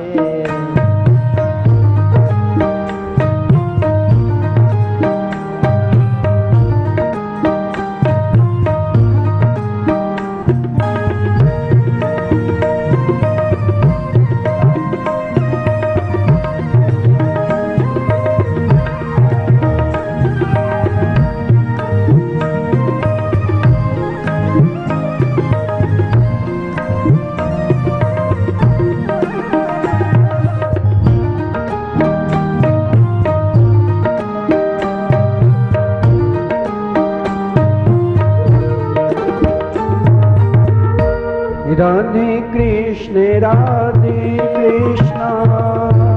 कृष्ण कृष्ण राधे राधे, राधे श्याम श्याम श्याम श्याम राधे राधे। राधे कृष्ण कृष्ण कृष्ण कृष्ण राधे राधे, राधे श्याम श्याम श्याम श्याम राधे राधे। राधे कृष्ण कृष्ण कृष्ण राधे राधे, राधे श्याम श्याम श्याम श्याम राधे राधे। राधे कृष्ण कृष्ण कृष्ण राधे राधे, राधे श्याम श्याम श्याम श्याम राधे राधे। राधे कृष्ण कृष्ण कृष्ण राधे राधे, राधे श्याम श्याम श्याम श्याम राधे राधे। राधे कृष्ण कृष्ण कृष्ण राधे राधे, राधे श्याम श्याम श्याम श्याम राधे राधे।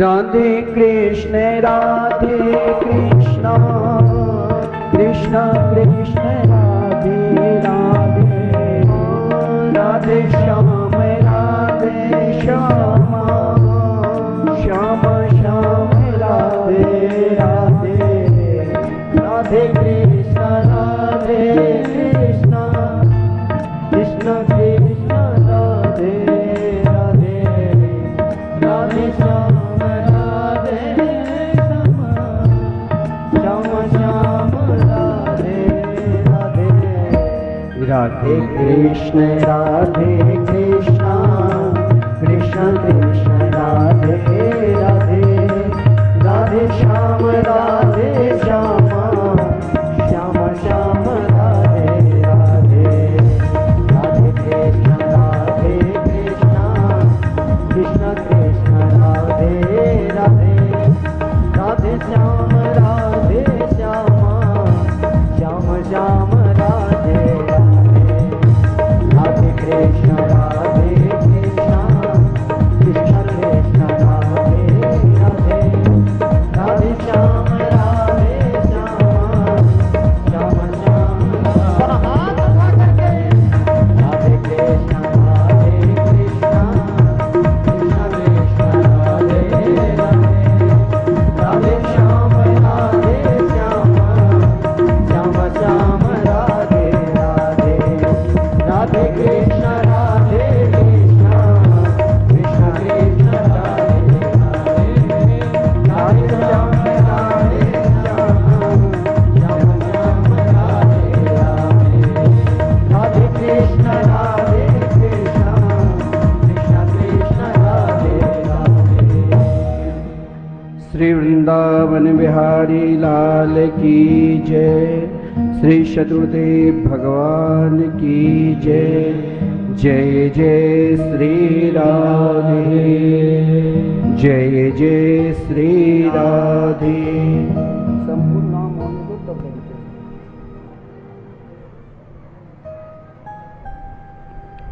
परम मंगलमयी परात्पर अखिलेश्वर अकारण करुणा वरुणालय भक्त वांछित कल्पतरु श्री यशोदा के लाले लाल श्री नंद नंदन श्री श्याम सुंदर के वांगमयी प्रतिमूर्ति श्रीमद् भागवत कथा ज्ञान यज्ञ के हम समस्त भागवत प्रेमी जो भागवत के प्रधान संकल्प लेकर साथ में समस्त भक्त वृंद जो नित्य प्रति भागवत कथा अमृत का आस्वादन कर रहे हैं,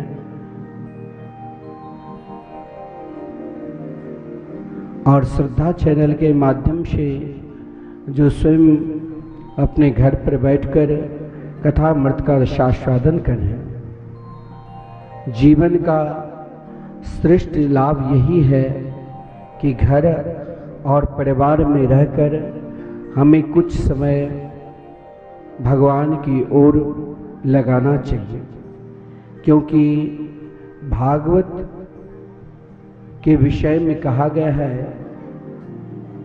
सत्य स्वर्गे कैलासे वैकुंठे नास्तिजम रस। जीवन में हर रस कहीं न कहीं प्राप्त हो जाते हैं, लेकिन पूज्य गुरुदेव ने कहा एकमात्र जो भागवत रस है जो सीधे हमें भगवान से मिला दे, जिन रस को प्राप्त करने के लिए समस्त देवता प्रार्थना करते रहते हैं भगवान से। ओहो अमीशाम किम कार्य शोभिनम। आश्चर्य की बात है कि इन भारतवासियों ने कौन से तीर्थ में जाकर किस प्रकार तपस्या की है, जो घर परिवार में रहते हुए समस्त कार्य करते हुए भी इनकी रुचि भगवान के प्रति समर्पित है। जीवन में जब तक प्राणी स्वयं को समर्पित नहीं हो जाता है तब तक भगवान नहीं आते। प्रहलाद जी के विषय में हम सब जानते हैं कि प्रहलाद जी अपनी निष्ठा को कभी नहीं त्यागा। ऐसा नहीं है पिता को आदर नहीं किए, बहुत आदर किए। प्रहलाद जी जो भगवान के परम प्रिय भक्त होते हैं वो सभी को आदर करते हैं। प्रहलाद जी ने उन असुरों को भी आदर किया जिन असुर ने प्रहलाद जी को कष्ट दिए। प्रहलाद जी ने उन गुरुओं को भी आदर किया जिन गुरुओं ने प्रहलाद जी को मारने के लिए अनेक प्रकार के तंत्र विद्या का प्रयोग किया था।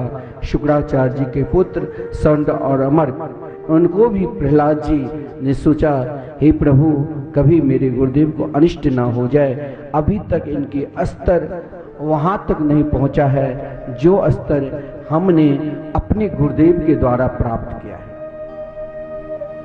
क्योंकि प्रहलाद जी के गुरुदेव स्वयं देवर्षि नारद जी थे। जो भगवान के हो जाते हैं वो कभी किसी के अनिष्ट नहीं सोचते। आप सभी को मालूम है प्रहलाद जी अपनी निष्ठा को कभी नहीं त्यागा, जिसके लिए उनके पिता ने बहुत कष्ट दिया। ऐसा कोई भी कष्ट ना हो। संड अमर प्रहलाद जी को मारने की कोशिश की, उसकी बहन जलाने की कोशिश की और भक्त के वचन को सत्य करने के लिए ही भगवान एक जड़ से, एक खंभे से प्रकट होकर दिखा दिया कि हम भक्त के लिए जड़ में भी हैं। भगवान हर जगह है। भगवान के क्रोध कब शांत हुआ? नहीं लक्ष्मी जी कर पाई, नहीं कोई देवता कर पाए। जब प्रहलाद जी ने गोद में बैठा और भगवान से यही प्रार्थना की, ब्रह्मादय सुरगना मुनियोत सिद्धा सत्वे कितान मतयो बचसां प्रभावे नाराधितुं पुरुगुणे रधुनापि विप्रो किम तोष्टुमर्हति समे हरिरोग्र जाते। प्रहलाद जी ने कहा, प्रभु आप इतने दयालु हैं, इतने कृपालु हैं, वो मुझे नहीं पता था। सब डरे हुए हैं, कोई भी नृसिंह भगवान के निकट नहीं गए, लेकिन नृसिंह भगवान प्रहलाद जी को अपने गोद में बैठाया, बार बार मस्तक चूम रहे हैं। लेकिन प्रहलाद जी ने क्या कहा, आप मस्तक क्यों चूम रहे हैं? नृसिंह भगवान ने यहाँ तक कह दिया, नृसिंह पुराण में वर्णन है, भागवत में ये बात नहीं लिखी है कि हे प्रहलाद अगर मुझे आने में विलंब हुई है इसके लिए मैं क्षमा चाहता हूँ। प्रहलाद ने कहा क्यों? आज मैं समझ गया, गुरुदेव ने हमें बार बार जिन ओर ले जा रहे हैं, जहां हमें कहते यहीं रुको और यहीं से चलो और यहीं पर ठहरो। कहां पर ठहराते हैं? भगवान की नाम की ओर। एकमात्र कहीं भी किसी भी और साधना करने की जरूरत नहीं, किसी भी तंत्र मंत्र में पढ़ने की जरूरत नहीं। केवल हम सभी को एक ही धर्म और एक को ही सर्वस्व मानना है। गुरुदेव ने जो कह दिया, गुरुदेव ने हमें क्या कहा? गुरुदेव ने केवल हमें यही शिक्षा दी है कि जीवन का एक ही साधना का फल है, वो भगवान के नाम।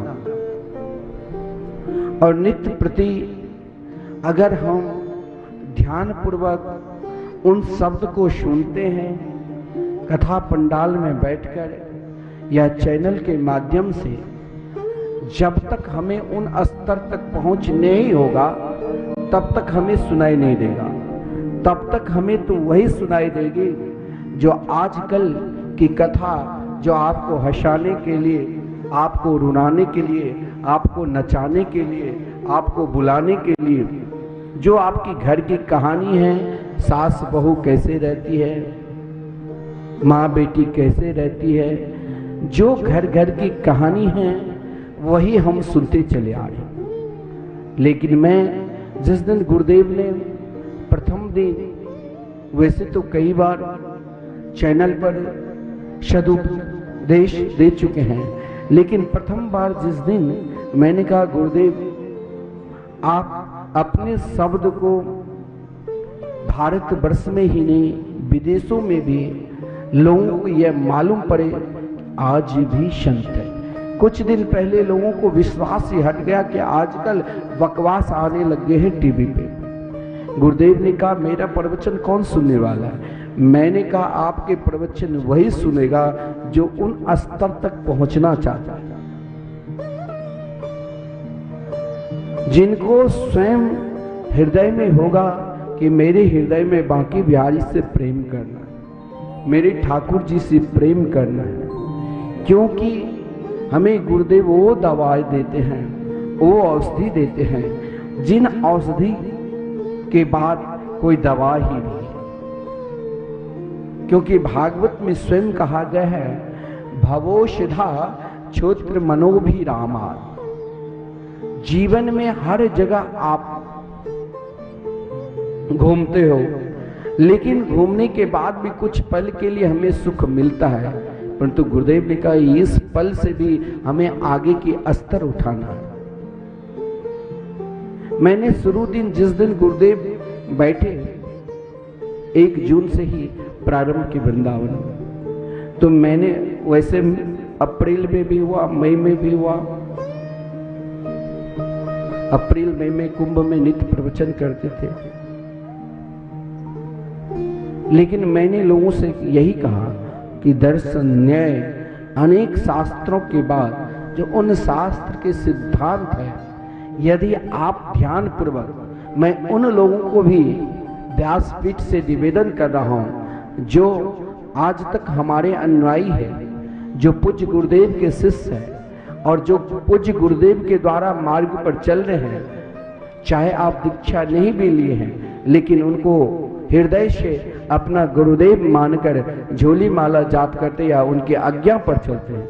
विशेषकर मैं उन लोगों से भी आग्रह करता हूं कि आप दिन भर जो काम करते हो करो, लेकिन जितने देर गुरुदेव आपको उपदेश दे रहे हैं, आप चाहे यहां बैठकर सुनो या टीवी चैनल के माध्यम से,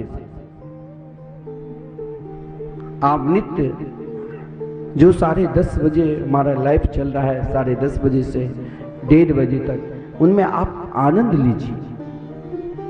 फिर 11 तारीख से फिर हम 3 बजे से आपको नित्य पूज्य गुरुदेव के वचनामृत का रसास्वादन करें। मैं उन लोगों से विशेष कर कहता हूं, पहले बहुत लोग कहते थे अब गुरुदेव का प्रवचन सुनना है, और मैं उन लोगों को भी देख रहा हूं कि उनकी रुचि है ही नहीं। ये स्वयं हमें क्या ठकेंगे, वो स्वयं ठका रहे हैं। प्रहलाद जी ने यही कहा भगवान से, अरे आप बहुत चतुर है प्रभु, लेकिन मैं आपकी चतुराई दिखा दिया। क्या? विप्रा द्विसद गुणायुता दरबिंद नाभा पादार बिंद विमुखा क्षपचम वरिष्ठम मन्ये तदर्पित मनो वचने हितार्थम प्राणम पुनाति सकुलम न तो भोरी माना। हे प्रभु, मैं जानता हूं चाहे कोई समस्त गुणों से युक्त विप्र क्यों ना हो, बहुत बड़े ज्ञानी हो, बहुत बड़े ध्यानी हो, बहुत बड़े कर्मकांडी हो, यदि वो भगवान नाम से दूर है तो उनको श्रेष्ठ मैं नहीं मानता हूँ। ये प्रहलाद जी की सिद्धांत है। जो 40 मंत्रों के द्वारा जो भगवान की सुंदर स्तुति की, उनमें कहा प्रहलाद जी मैं नहीं मानता हूँ, हे प्रभु मेरे विचार से तो वो श्रेष्ठ है जो कुछ नहीं जानते हैं, अज्ञानी है, कुछ जानते ही नहीं, लेकिन वो एकमात्र आपके चरणार बिंद के आश्रय ले लिया है, तो मेरी दृष्टि में वही श्रेष्ठ है। प्रहलाद जी ने भगवान से यही कहा कि प्रभु आप बार बार हमें कहते हो मुझसे कुछ मांग लो, मैं क्या मांगू? ये स्तुति, ये जो श्लोक है, जीवन में अगर किसी के हर पल अंदर से दुख ही बना रहे, एक होता है किसी कारणवशात दुख आ जाता है, एक दुख ऐसा भी होता है जो अंदर से मन नहीं लगता रहता, मन एक चिड़चिड़ापन जैसे रहता है, बेमन की तरह काम भी कर रहे हैं लेकिन उन काम में भी करना कुछ चाहिए, हम करने कुछ और लगते हैं। जो प्रहलाद जी ने कहा क्या, नमो भगवते तुभ्यम पुरुषाय महात्मने हरिभूत सिंहाय ब्राह्मणे परमात्मने। इन मंत्रों को भागवत में बहुत श्रेष्ठ अनुष्ठान भी कराया जाता है।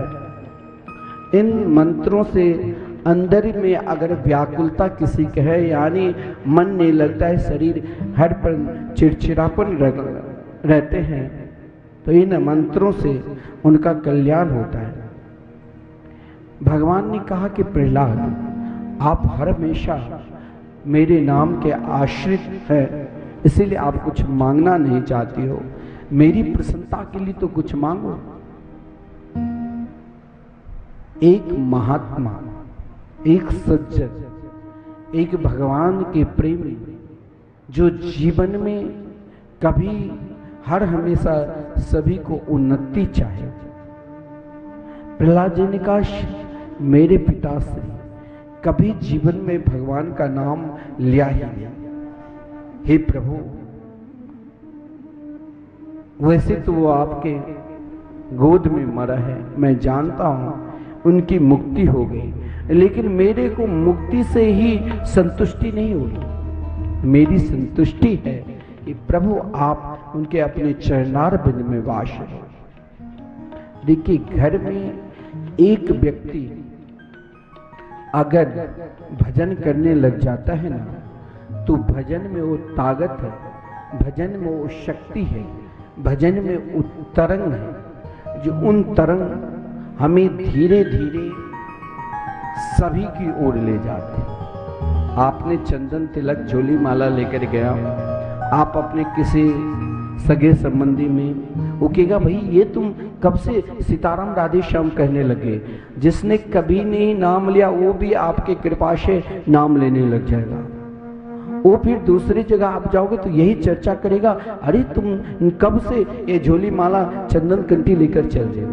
क्योंकि स्वयं भगवान ने कहा त्रिसप्तभी पिता पुत्र पितृभी सतेन घर यत साधुष्ये गृहे जातो भवान वै कुल पावन।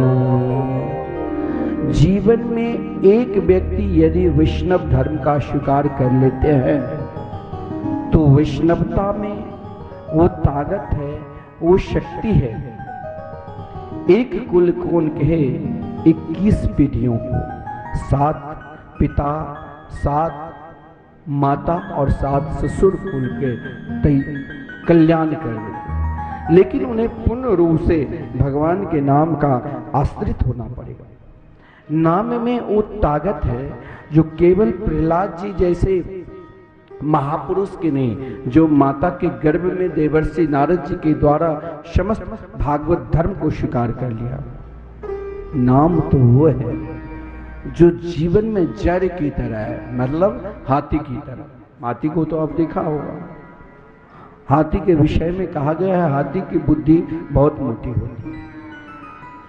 आप हाथी की तरह मानो जड़ है। एक कथा है कि आश्रगिरी वरो राजंस त्रिकूट इति विश्रुत क्षीरोदेनावृत स्त्रीमान् योजनायुत मोच्छ्रित। एक त्रिकुट नाम के पर्वत है जहां 3 शिखर है। उन 3 शिखरों में सब घुसने की कोशिश करता है। हर प्राणी, हर प्रकार के व्यक्ति सब चाहता है इन 3 त्रिकुट में हम सब बहुत सुख से, आनंद से, और जिस सुख को प्राप्त करने के लिए वो हाथी ने सोचा भाई जब सब वहीं पर सुख मिल रहा है तो हमें भी वहीं पर रहना है। अब वो बहुत बलशाली था, बहुत प्रभावशाली था, समाज में उनकी बहुत बड़ी प्रतिष्ठा भी थी। लोग उनको आदर सूचक लेकर पुकारते थे। कोई हाथी बोलता भी नहीं था, सब गजेंद्र बोलते थे। गजेंद्र नाम से विभूषित था।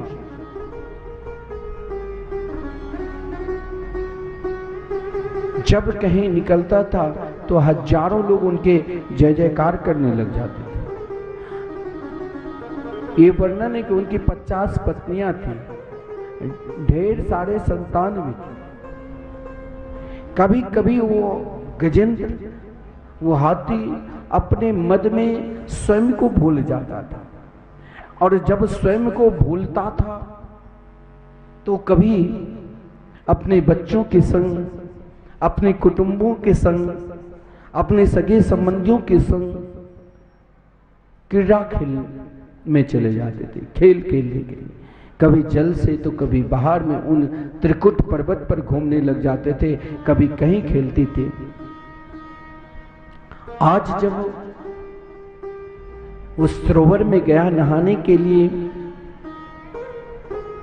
पत्नी भी है, बच्चे भी है, सरोवर के ऊपर त्रिकुट पे सब उनके जय जयकार कर रहे हैं।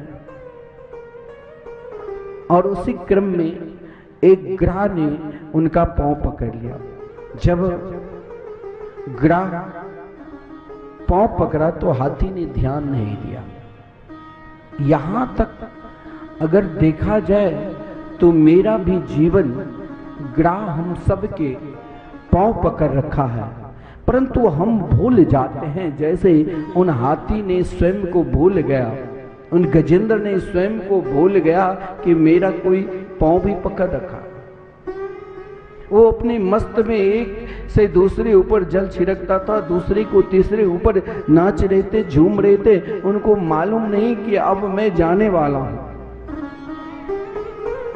देखा जाए तो यही सब तो मेरा जीवन भी है। हम अपने जीवन को भी उन हाथी की तरह ही तो जीते हैं। हाथी कोई और नहीं है, ये त्रिकुट कोई और नहीं है। इन त्रिकुट पर्वत पर कोई और शिखर नहीं है। उन हाथी की 50 पत्नियां कोई और नहीं है, ढेर सारे संतान कोई और नहीं है। वो अपने मद में मस्त रहकर जल क्रीड़ा कर रहा था, ये कोई और नहीं है, ये भी तो हम ही लोग करते हैं। देखा जाए तो ये संसार एक बड़ी विचित्र है, ये गांव बड़ी विचित्र है, ये घर बहुत विचित्र है, और हम स्वयं विचित्र हैं।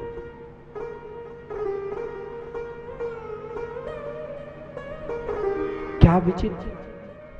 तो ये संसार ही, इस संसार रूपी सुंदरता में कोई बहुत सुंदर है तो उनको हम निहारने लग जाते हैं। कुछ हमें बहुत प्रिय लगता है तो उनको देखने लग जाते हैं। कुछ हमारी इच्छा है कि मैं बहुत सुंदर भोजन खाऊं तो उधर ही ध्यान चला जाता है। इस संसार का अंत ही नहीं है। इस सरोवर में मानो इस त्रिकुट सरोवर में नाना प्रकार के फूल खिले हुए हैं। हर फूल, एक चींटी भी अपने स्तर पर चलता है और एक फूल भी कमल फूल खिले हैं, उनकी भी बड़ी सुंदरता है। भ्रमर मंडरा रहे हैं चारों तरफ। सुंदर दिव्याति दिव्य मंदिर है और मंदिर के सामने ठाकुर श्री राधा मोहन बिहारी हम सामने दर्शन करते हैं और इन सुंदरता की ओर सामने नदी की धारा बह रही है और उसके सामने सुंदर राधा बाग में नाना प्रकार के वृक्ष खिले हुए हैं। बहुत सुंदर लग रहा है। एक पल के लिए ठहर जाता हूं, लेकिन यदि देखा जाए तो इस शरीर ही त्रिकुट है और इन त्रिकुट में तीन कूट जो मेरे अंदर है वो महाराज कहीं न कहीं हमें विचलित करता है। त्रिकुट, तीन कुट क्या, चार कुट भी होना चाहिए, पांच कुट भी होना चाहिए, अनेक कंदरा भी होना चाहिए। नहीं, इस शरीर रूपी हाथी कोई और नहीं, हम सब जीवात्मा ही हाथी हैं और इन जीवात्मा रूपी हम सब जीवात्मा हाथी है। और इन जीवात्मा रूपी हाथी की पत्नी कौन है? तो मन की वृत्ति, मन की इच्छा, मन की सोच, ना जाने कब कहां तक चलते रहते हैं, ये मन ही बता दे। क्योंकि ये मन चाहे हमें अधोगति की ओर ले जाए और चाहे ये मन हमें ऊर्ध्व गति की ओर, परमात्मा की ओर ले जाए। ये मन, चाहे हम इस मन को संसार में लगा दे और चाहे इस मन को हम मनमोहन के चरणार बिंद में समर्पित कर दे।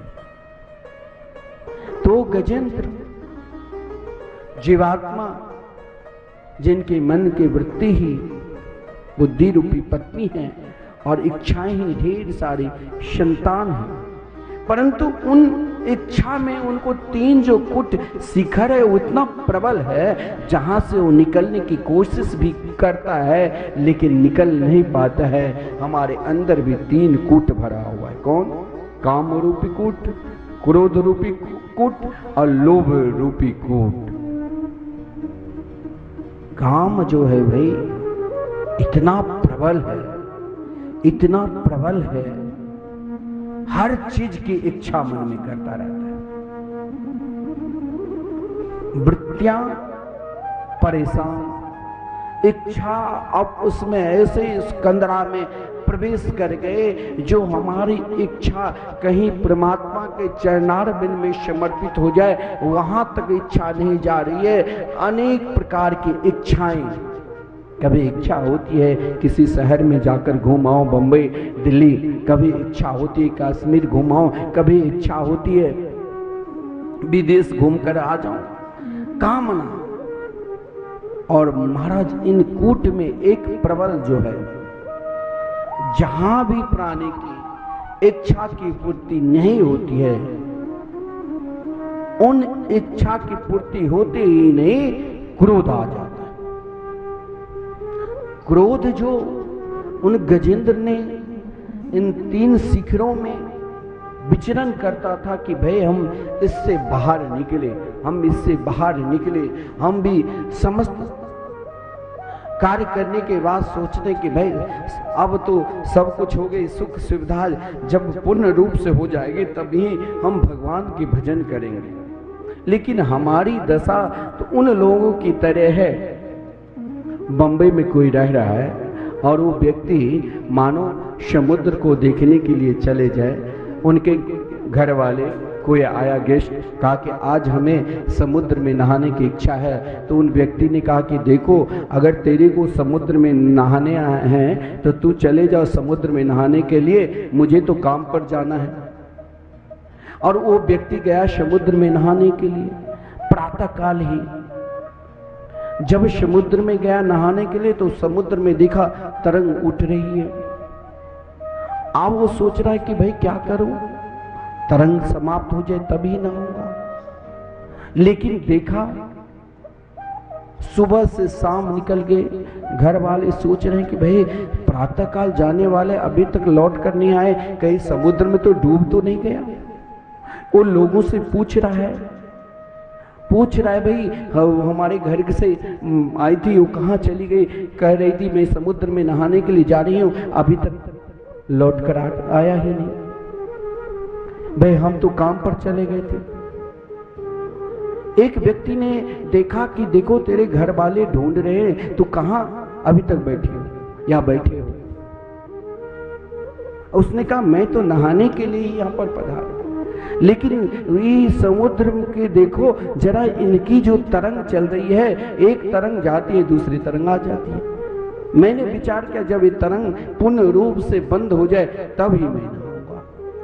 उसने कहा रे पागल, ये तो भगवान जिस समय कच्छप अवतार धारण किए तो भगवान चैन से, बड़े चैन से सो रहे थे कि महाराज अब हम चैन से ही सोएंगे, अब हमें कोई जगह नहीं पाएगा। ये तो भगवान की सुंदर दिव्याति दिव्य श्वास है, तुम अपना स्नान करते रहो। जिस समय भगवान चैन से सो रहे थे तो कहा गया है पृष्ठे भ्राम्यद मंद मंदर गिरि गावाग्र कंडोयना निद्रालोकम ठाकृतेर भगवत श्वासा नीलापान्तुव यत् संस्कार कलानुवर्त नवसात् बेला निभे नाम्भसा यातायात मतम धृतम जल निधेर नाद्यापि विश्राम्यति। उसने कहा कि देखो भैया, ये तो भगवान जिस समय कच्छप रूप धारण के, उस समय जब मंदरगिरी पर्वत को अपने पीठ पर रखकर चैन से समुद्र मंथन चल रहा था, तो उस समय भगवान चैन से सोए, उनकी श्वास ही तरंग है। तुम नहाओ और जाओ, ये तरंग कभी बंद होने वाली नहीं। तो हमारे अंदर जो एक कुट है, एक कुट कभी जो काम क्रोध लोभ, हम चाहेंगे कि जैसे समुद्र किनारे बैठा व्यक्ति को कहा तुम नहा कर जाओ, उसी प्रकार हमारे जिंदगी में भी कामना है, मैं मानता हूं, इच्छा है, मैं मानता हूं, लेकिन इन कूट में हम ये सोचेंगे कि हम अभी भगवान के भजन नहीं करेंगे, जब तक हमारे अंदर समस्त सुख सुविधा नहीं हो जाएगी तब तक हम भजन नहीं करेंगे और हम वैष्णव धर्म को स्वीकार नहीं करेंगे, तो मानो हम स्वयं उस कूट में फंस गए। फिर कोई भी आ जाए तो बचना मुश्किल है। फिर तो गुरुदेव यही कहते हैं पुनरपि जननम और पुनरपि मरणम, पुनरपि जन्म जठरे शयनम की गति हो जाएगी। फिर हम आएंगे, फिर जाएंगे, लेकिन हमें उनसे निकलना। अगर नहीं निकलोगे, हम अपनी इच्छा को प्रबल रखेंगे और उन इच्छा की पूर्ति नहीं हुई तो मेरे हृदय में तुरंत क्रोध उत्पन्न हो जाएगा। क्रोध भी बहुत प्रबल है। जब व्यक्ति के सामने क्रोध उठता है तो फिर वो नहीं देखता ये कौन है और ये कौन नहीं है। एक कुट वहां उस स्तर तक लेते जाता है हमें, जो लोभ का प्रबल, जैसे उन गजेंद्र के अंदर ऐसा लोभ आ गया, ऐसा लोभ आ गया कि देखो अब तो मेरा सब जय जयकार कर रहे हैं, शब मेरे, क्योंकि उनकी जय जयकार सब करते हैं। अभी तक उसने स्वयं को नहीं पहचाना। जीवन में हमें भी स्वयं को पहचानना पड़ता। हम केवल यहां खाने पीने मौज मस्ती के लिए ही नहीं आए, हमें पहचान दिलाने के लिए ही भगवान ने काल को प्रेरणा दी। जैसे गजेंद्र ने उस सरोवर में महाराज जल क्रीड़ा कर रहे थे, काल ने पकड़ लिया, ग्राह ने पकड़ लिया। ग्राह जब पकड़ा तो महाराज स्वयं को गजेंद्र अपने आप में नहीं रहा। गजेंद्र ने सोचा कि हो सकता है कोई छोटी मोटी प्राणी होगी, जीवात्मा होंगे, अरे जल क्रीड़ा कर रहा। भगवान भी हमें बार बार चेतावनी देते हैं गजेंद्र को चेतावनी दिया ऐसा नहीं है। ग्राह जब पकड़ा तो गजेंद्र लड़ना प्रारंभ कर दी। हम भी जब से जन्म लेते हैं आज तक काल से लड़ते चले आ रहे हैं। एक बार गजेंद्र हार जाता था, एक बार स्वयं ग्राह। जिस समय दोनों की लड़ाई चलता था तो महाराज कभी कभी गजेंद्र खींच कर जो ही पांव पकड़ रहा था, खींचते खींचते हाथी ने किनारे ले आते। ग्राह भी बलशाली उनसे कम नहीं था। आप सोचोगे कि हम काल से बच जाएंगे। ग्राह भी का ले मैं तेरे पांव पकड़ रखा हूं, अब चौथेपन आने वाले हैं। अब भी तू अपने आप को नहीं भगवत भजन किया तो मैं छोड़ने वाला नहीं। पहला चेतावनी यही तो है। पांव पकड़कर भगवान चेतावनी देते, भैया तूने बहुत कुछ कर लिया, अब तो तू भगवान के भजन कर। फिर भी नहीं। ग्राह ने फिर गजेंद्र को खींचते खींचते इस सरोवर में डाल। फिर गजेंद्र ने कहा अच्छा। फिर ग्राह को खींचते खींचते पुनः किनारे पर। एक चेतावनी से मानो हमें बार बार भगवान अनेक प्रकार की चेतावनी देते हैं, फिर भी हम नहीं मानते हैं। फिर भी हम कहते चाहे कुछ हो जाए हम तो महाराज भजन करेंगे ही। घुटना में तकलीफ तो घुटना को नए बना लेंगे, अनेक दवा। फिर महाराज खींचना प्रारंभ किया तो गजेंद्र आगे किनारे। फिर मानो अनेक चेतावनी है। कभी मतलब दांत टूटने लग जाए तो भाई अब नाना प्रकार के चीज बहुत खा चुके, आप केवल कम भोजन करके भगवत भजन करो।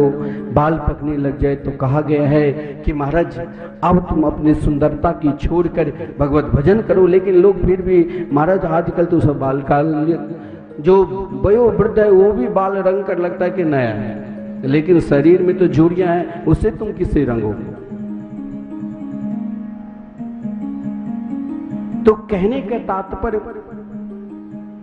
बार बार चेतावनी दी, लेकिन हम नहीं समझते हैं। उन ग्राह से गजेंद्र ने बहुतों वर्ष तक लड़ा, अंत में देखा अब कोई नहीं, सब छोड़ दिया।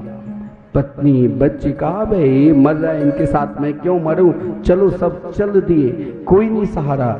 जीवन में सहारा आज के टाइम में क्या है, मैं बार बार कहता हूं, जब तक आपके पास रुपया पैसा है तब सब सहारे। जिस दिन जेब से चला गया रुपया पैसा सब छोड़ देंगे। बेटा बहू जो भी है महाराज अभी कोई लायक नहीं है, अब तो ये अपना रोटी खाए और हम अपने। जीवन में गजेंद्र ने देखा कि सब छोड़ दिया, फिर भी भगवान देवता लोग सोचा कि ये मेरे सहारा लेंगे। देवताओं के भी आप सहारा लोगे ना तो आप बहुत पुण्य करते हो, पुण्य के प्रताप से आप स्वर्ग जाओगे। जिस समय गजेंद्र ग्राह के मुख में फंसा हुआ था तो ब्रह्मा शंकर जी समस्त देवता अपने अपने विमान पर बैठकर देख रहे थे, एक बार मेरा नाम है। जितने भी लोग लोकांतर है समस्त लोगों से आना पड़ता है। क्यों कि जब तक तुम ठाकुर जी के चरणारविंद में पूर्ण रूप से आश्रित नहीं हो जाओगे, जिस दिन ठाकुर जी ने उंगली पकड़कर अपने पास बुला लिया उस दिन फिर कहीं आने की जरूरत ही नहीं पड़ेगा। गजेंद्र ने देखा कि महाराज समस्त देवताओं सबके सब अपने अपने विमान पर आरूढ़ है। भगवान ने देख रहे कि देखो गजेंद्र की निष्ठा। जीवन में कुछ हो जाए, चाहे अनेक प्रकार की विपत्ति आ जाए, चाहे अनेक प्रकार की कष्ट आ जाए, अगर हमारे हृदय में एक बार सदगुरु के द्वारा जो प्रदत्त मंत्र है और उन निष्ठा में अगर हम समर्पित हो गए, अपने इष्ट को कभी त्याग कर इधर उधर नहीं भटकना चाहिए। गजेंद्र ने अपने जीवन में सोचा मुझे अब कहीं भटकना नहीं है, अब मुझे यदि जाना है तो एकमात्र ठाकुर जी के चरणार बिंद के ही निकट, और मुझे कहीं जाना ही नहीं। गजेंद्र ने भगवान की सुंदर स्तुति की। समस्त देवता विराजमान है। जब हम जिस आर्त होकर परमात्मा को पुकारते हैं ना, उसी आर्त से भगवान भी मेरे को प्रतीक्षा करते रहते हैं। दोपहर के भोजन करने वाले थे भगवान, लेकिन आज वो भोजन जब गजेंद्र स्वयं अथाह सरोवर में मात्र जौहर सूर बचा था, कोई सहारा, जीवन का एक ही सहारे होते, कौन? वो भगवान कन्हैया। और वही सहारे से हम सभी को पुकारना चाहिए, चाहे जीवन में कितनी भी विपत्ति आ जाए, कुछ हो जाए, लेकिन कभी भगवान के सहारे को त्यागना नहीं चाहिए। जीवन में आप चाहे जिस किसी के भी सहारे ले लो, वो कुछ न कुछ समय के लिए, कुछ दिन के लिए, लेकिन भगवान के सहारे रहोगे तो सदा एक दिन अवश्य दर्शन। गजेंद्र ने सोचा अब मेरे हृदय में तो एकमात्र वही विराजमान है, भगवान इधर व्याकुल। आज रुक्मिणी जी ने, लक्ष्मी जी ने कहा कि प्रभु आज तक ये इस प्रकार व्याकुलता रूप में देखा नहीं। तो भगवान ने कहा मेरे परम प्रिय भक्त जिसने जीवन में अब समस्त बंधन को छोड़कर एकमात्र मेरे चरणार बिंद रूपी बंधन में बंध गए, उन भक्त के लिए हाथ पकड़ कमला के हे कहां जात यदुनाथ, हाथों सुनी कमला थी सुनी गजराज। गजेंद्र प्रार्थना करें, ओम नमो भगवते तस्मै यत् एते चिदात्मकं पुरुषाय दिव्याय परेशाय देवी धीमहि यस्मिन्निदं यदश्चेदं येनेदं यइदं स्वयं युष्मात् परस्माच्च परस्तं प्रपद्ये स्वयं भुवम्। गजेंद्र की स्तुति में एक बहुत सुंदर भाव है कि गजेंद्र जिस समय स्तुति की तो जीवन में ना किसी के सहारा, एक माँ, देखिए ये एक बहुत बड़ी विशेषता है। हम अपने जीवन में यदि कहीं किसी भी प्रकार के कष्ट होता है तो हम जिन परमात्मा को आराधना करते रहते हैं, जिनके हम शरणागति को स्वीकार कर लिए हैं, वहाँ छोड़कर हम अपने मन को ना जाने कहाँ किधर ले जाते हैं। लेकिन गजेंद्र ने जिस समय, देखिए इसी स्तुति का नाम है गजेंद्र मोक्ष, जो नित्य जो प्राणी पाठ करते हैं अंतिम समय में वो जरूर भगवान के नाम लेकर ही अपने शरीर को परित्याग करेंगे। गजेंद्र मोक्ष जिसने पाठ किया मानो भगवान को साक्षात प्राप्त कर दिया। गजेंद्र यहाँ पर देखिए हम लोग सबकी सहारा लेते, घर में कष्ट हुआ तो या तो हम स्वयं पति पत्नी में लड़ाए तो भोजन छोड़ देंगे, बेटा योग्य है तो बेटा के पास जाकर कहेंगे देखो बार बार तेरे पापा क्रोध करते हैं, मम्मी से हुआ तो मम्मी से बोलते हैं, किसी भी प्रकार की तकलीफ घर में आए तो हम पड़ोसी से बोलते हैं, उससे भी नहीं होता है तो अपने घर पे फोन कर देते हैं, उससे भी नहीं होता है तो मित्र से कहें। हम हर जगह सहारे ले, बिना सहारे से महाराज लता की तरह हमें सहारा चाहिए। परंतु जब हम भगवान के चरणार बिंद में पूर्ण रूप से समर्पित हो जाएंगे, उस समय यदि सहारा ही लेना चाहिए तो एकमात्र गोविंद के चरणार बिंद को। गजेंद्र ने सहारा लिया किसके कार्य? जिन परमात्मा के भाई से सूर्य समय पर प्रकाशित करते हैं, संत सूर्य चंद्र प्रकाशित करते हैं, जिन परमात्मा की इच्छा शक्ति के बिना देवता भी किसी को वरदान नहीं दे सकते। ये जीवन का गजेंद्र का एक अनुभव है। वो हाथी अवस्था में था, जड़ अवस्था मान, लेकिन उसने कहा कि देवता स्वयं किसी को वरदान नहीं दे सकते। जिन परमात्मा हम समस्त प्राणी के रूप में क्षेत्र के रूप से निवास करते हैं, क्षेत्र कहते हैं शरीर को, क्षेत्र की कहते हैं आत्मा को, जो स्वयं अजन्मा है फिर भी अवतार लेते हैं, जिनके नाम ही नहीं अनामी है फिर भी अनेकों नाम है, सब अपने अपने भाव से पुकारते हैं, हे मेरे गोविंद, हे मेरे गोपाल, अब तो केवल मेरे जीवन में आप ही सहारे हैं। लेकिन कहा देखो अब सहारे गजेंद्र ने सहारे के बाद भी कभी कभी हम सोचेंगे कि हम अपने बल से भगवान को प्राप्त कर लेंगे, यह भी नितांत असंभव है। अब यहाँ सद्गुरु की जरूरत है। जीवन में आप जो भी कुछ कर लो, चाहे आप बहुत बड़े कार्य कर रहे हो, लेकिन जब तक वैष्णवी दीक्षा को प्राप्त नहीं किया वो सब व्यर्थ होता है। ये शास्त्र में कहा गया, ये हम नहीं बताते। जीवन में गजेंद्र ने समस्त चर अचर समस्त भाव को छोड़कर परमात्मा के चरणार बिंद में जाना तो चाहा, लेकिन इस समय गजेंद्र ने परमात्मा का नाम नहीं लिया। भगवान तैयार बोले ये तो मेरा नाम ही नहीं ले रहे। विचित्र स्थिति, विचित्र परिस्थिति हो गई।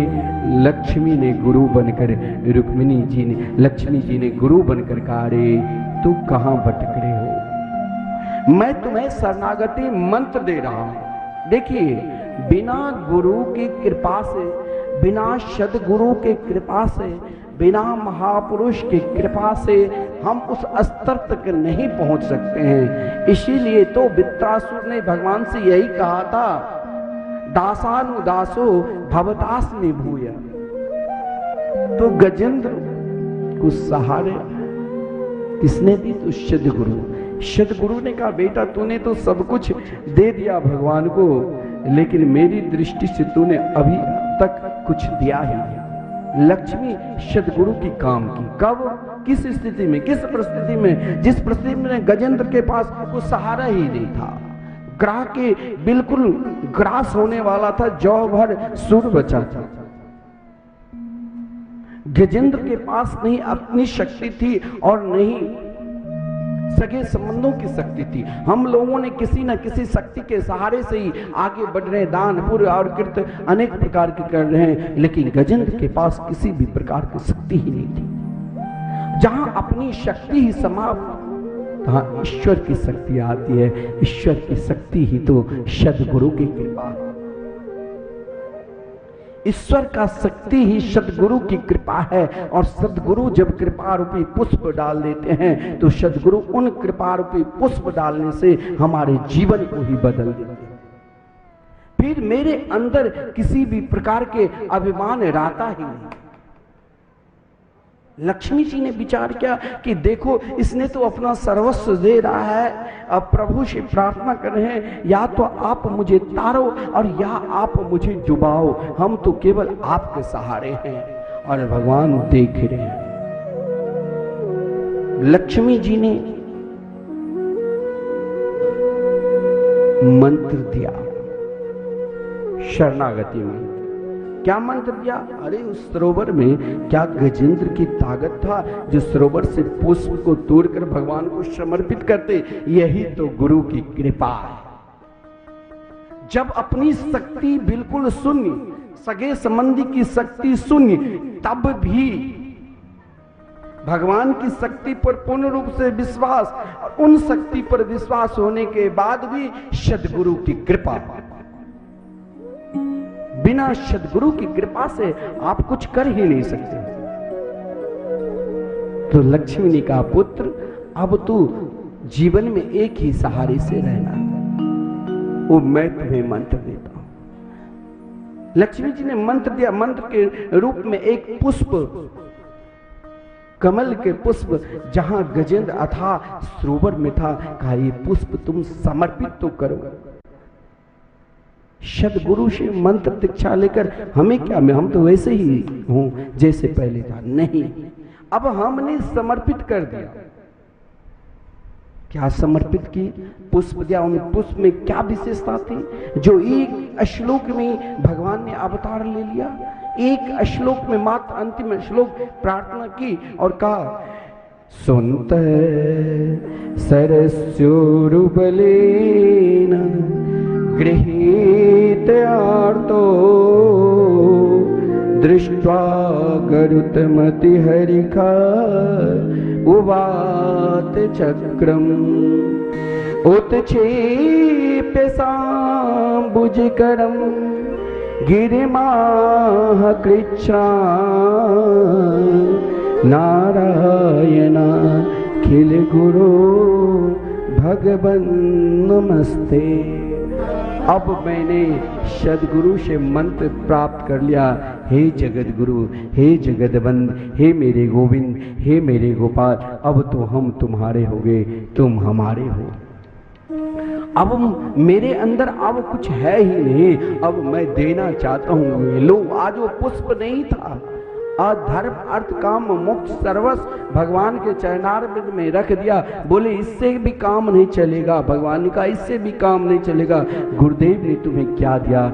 अब तुम स्वयं को नहीं हो, अब तुम कन्हैया के हो गए हो। और जब कन्हैया के हो गए हो तो अपना देहाभिमान उनके चरणारविंद में समर्पित कर दो। ज्यों ही देहाभिमान यानी वो पुष्प आज सर्वस्व अपना देहाभिमान गोविंद के चरणारविंद में समर्पित किया। गोविंद तुरंत गजेंद्र की रक्षा के लिए महाराज स्वयं भगवान हरि अवतार धारण कर ग्राह और गजेंद्र का उद्धार किया। जीवन में प्रभु से तो यही प्रार्थना करना चाहिए, क्या तुम हमारे हो प्रभु जी, हम तुम्हारे हैं, तुम हमारे रहोगे ओ मेरे प्रियतम। शब्द पुकारो भाग तुम्हारे थे प्रभु जी, हम तुम्हारे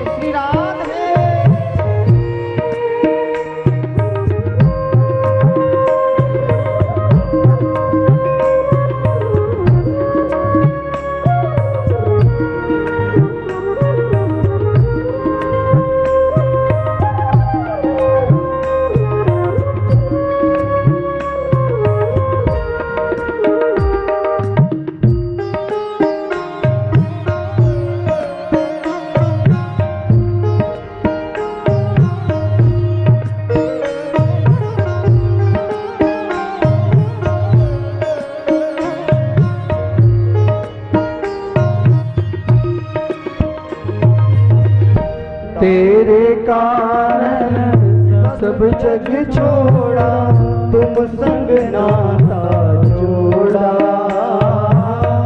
तेरे कारण सब जग छोड़ा, तुम संग नाता जोड़ा।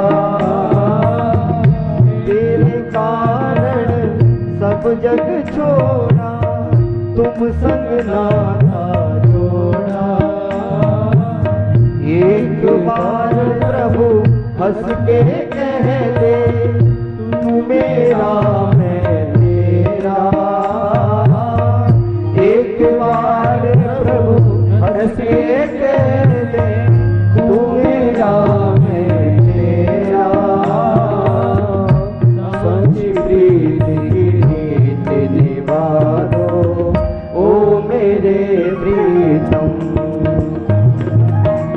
साची प्रीत की रीत निभा दो, ओ मेरे प्रीतम।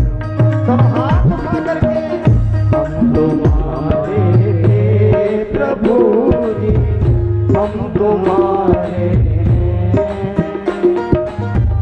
हम तुम्हारे रहेंगे, ओ मेरे प्रीतम। तुम हमारे थे प्रभु जी, तुम हमारे हो, तुम हमारे रहोगे, ओ मेरे प्रीतम। हम तुम्हारे रहेंगे, ओ मेरे प्रीतम। तुम हमारे रहोगे, ओ मेरे प्रीतम। श्री वृंदावन बिहारी लाल की जय। एक बात ध्यान देना, भगवान ने, गजेंद्र ने पुकारा, भगवान हरि अवतार धारण कर गजेंद्र का उद्धार किया। लेकिन गजेंद्र भाई अंतिम समय में बड़े बड़े योगी यति सन्यासी प्रयास करते हैं, हम आज कथा क्यों सुन रहे हैं, हम दान क्यों करते हैं। भाई रोज लोग दान कर रहे हैं, श्रीधाम वृंदावन में, मिथिला कुंज में कि संकीर्तन आज मेरे नाम से करा दो। भागवत भगवान के विशाल मंदिर बन रहे हैं, जो कोई किसी का समर्थ नहीं है तो एक ईंट दान करते हैं 1100 रुपया, किसी का समर्थ है तो महाराज एक श्लोक शिलालेख पर कि मेरे नाम से भागवत का जो 18,000 श्लोक का मंदिर बनेगा, उसमें मेरे नाम से भी एक श्लोक हो जाए 5100, जिसके जो सामर्थ्य। कोई चाहते हैं कि हम वृंदावन स्वयं घर पर नहीं भोजन करवाते किसी संत को, लेकिन वृंदावन में मेरे नाम से एक संत भोजन करे, चाहे 100 संत भोजन करे। रोज लोगों की भाव जग रहा है और जगना भी चाहिए। लेकिन एक बात ध्यान देना, आप गृहस्थ हैं, गृहस्थ का एक कर्तव्य होता है, आपके द्वार पर कोई संत महात्मा आवे, उस समय आप चाहे कुछ भी कार्य कर रहे हैं, उनके चरणों में आकर, चाहे आपके पास कुछ ना रहे, लेकिन प्रणाम तो कर सकते हैं। प्रणाम कर लिया तो सर्वस्व।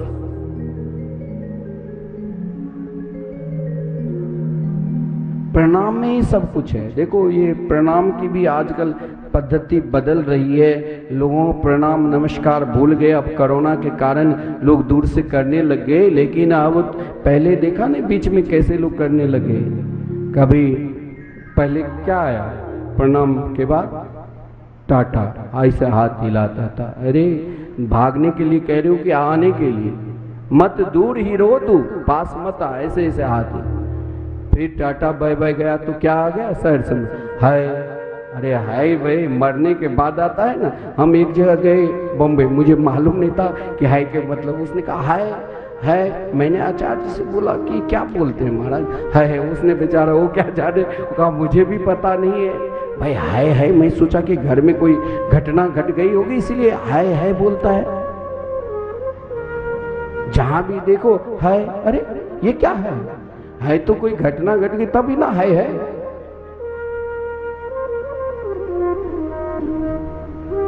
ये सब पश्चात संस्कृति है।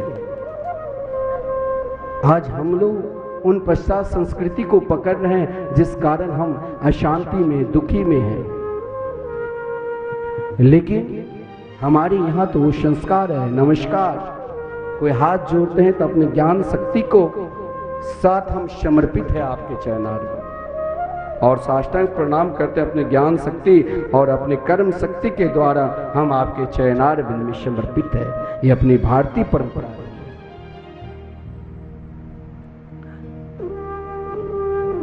तो ये गजेंद्र पूर्व जन्म में एक राजा था, इंद्रद्युम्न नाम के राजा।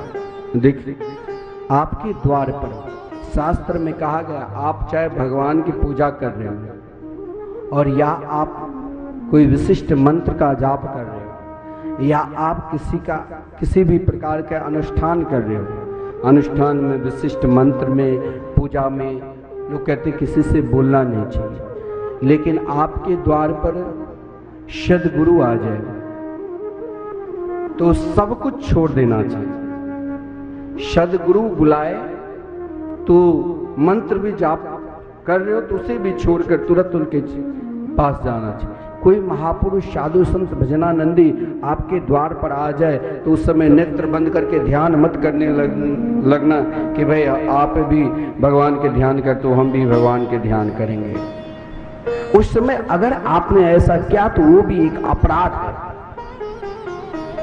और महाराज अगस्त ऋषि जब एक बार आ रहे थे तो इंद्रद्युम्न नाम के राजा वो नेत्र बंद करके ध्यान करने लगा। बोले देखो ये गृहस्थ धर्म में रहते हुए इनके अंदर ये मर्यादा नहीं है कि साधु संतों को किस प्रकार सम्मान करना चाहिए, सद्गुरु को किस प्रकार सम्मान करना चाहिए। हाथी की तरह अकर में लेटा हुआ है, बैठा हुआ है, जाओ तो हाथी बन जाओ।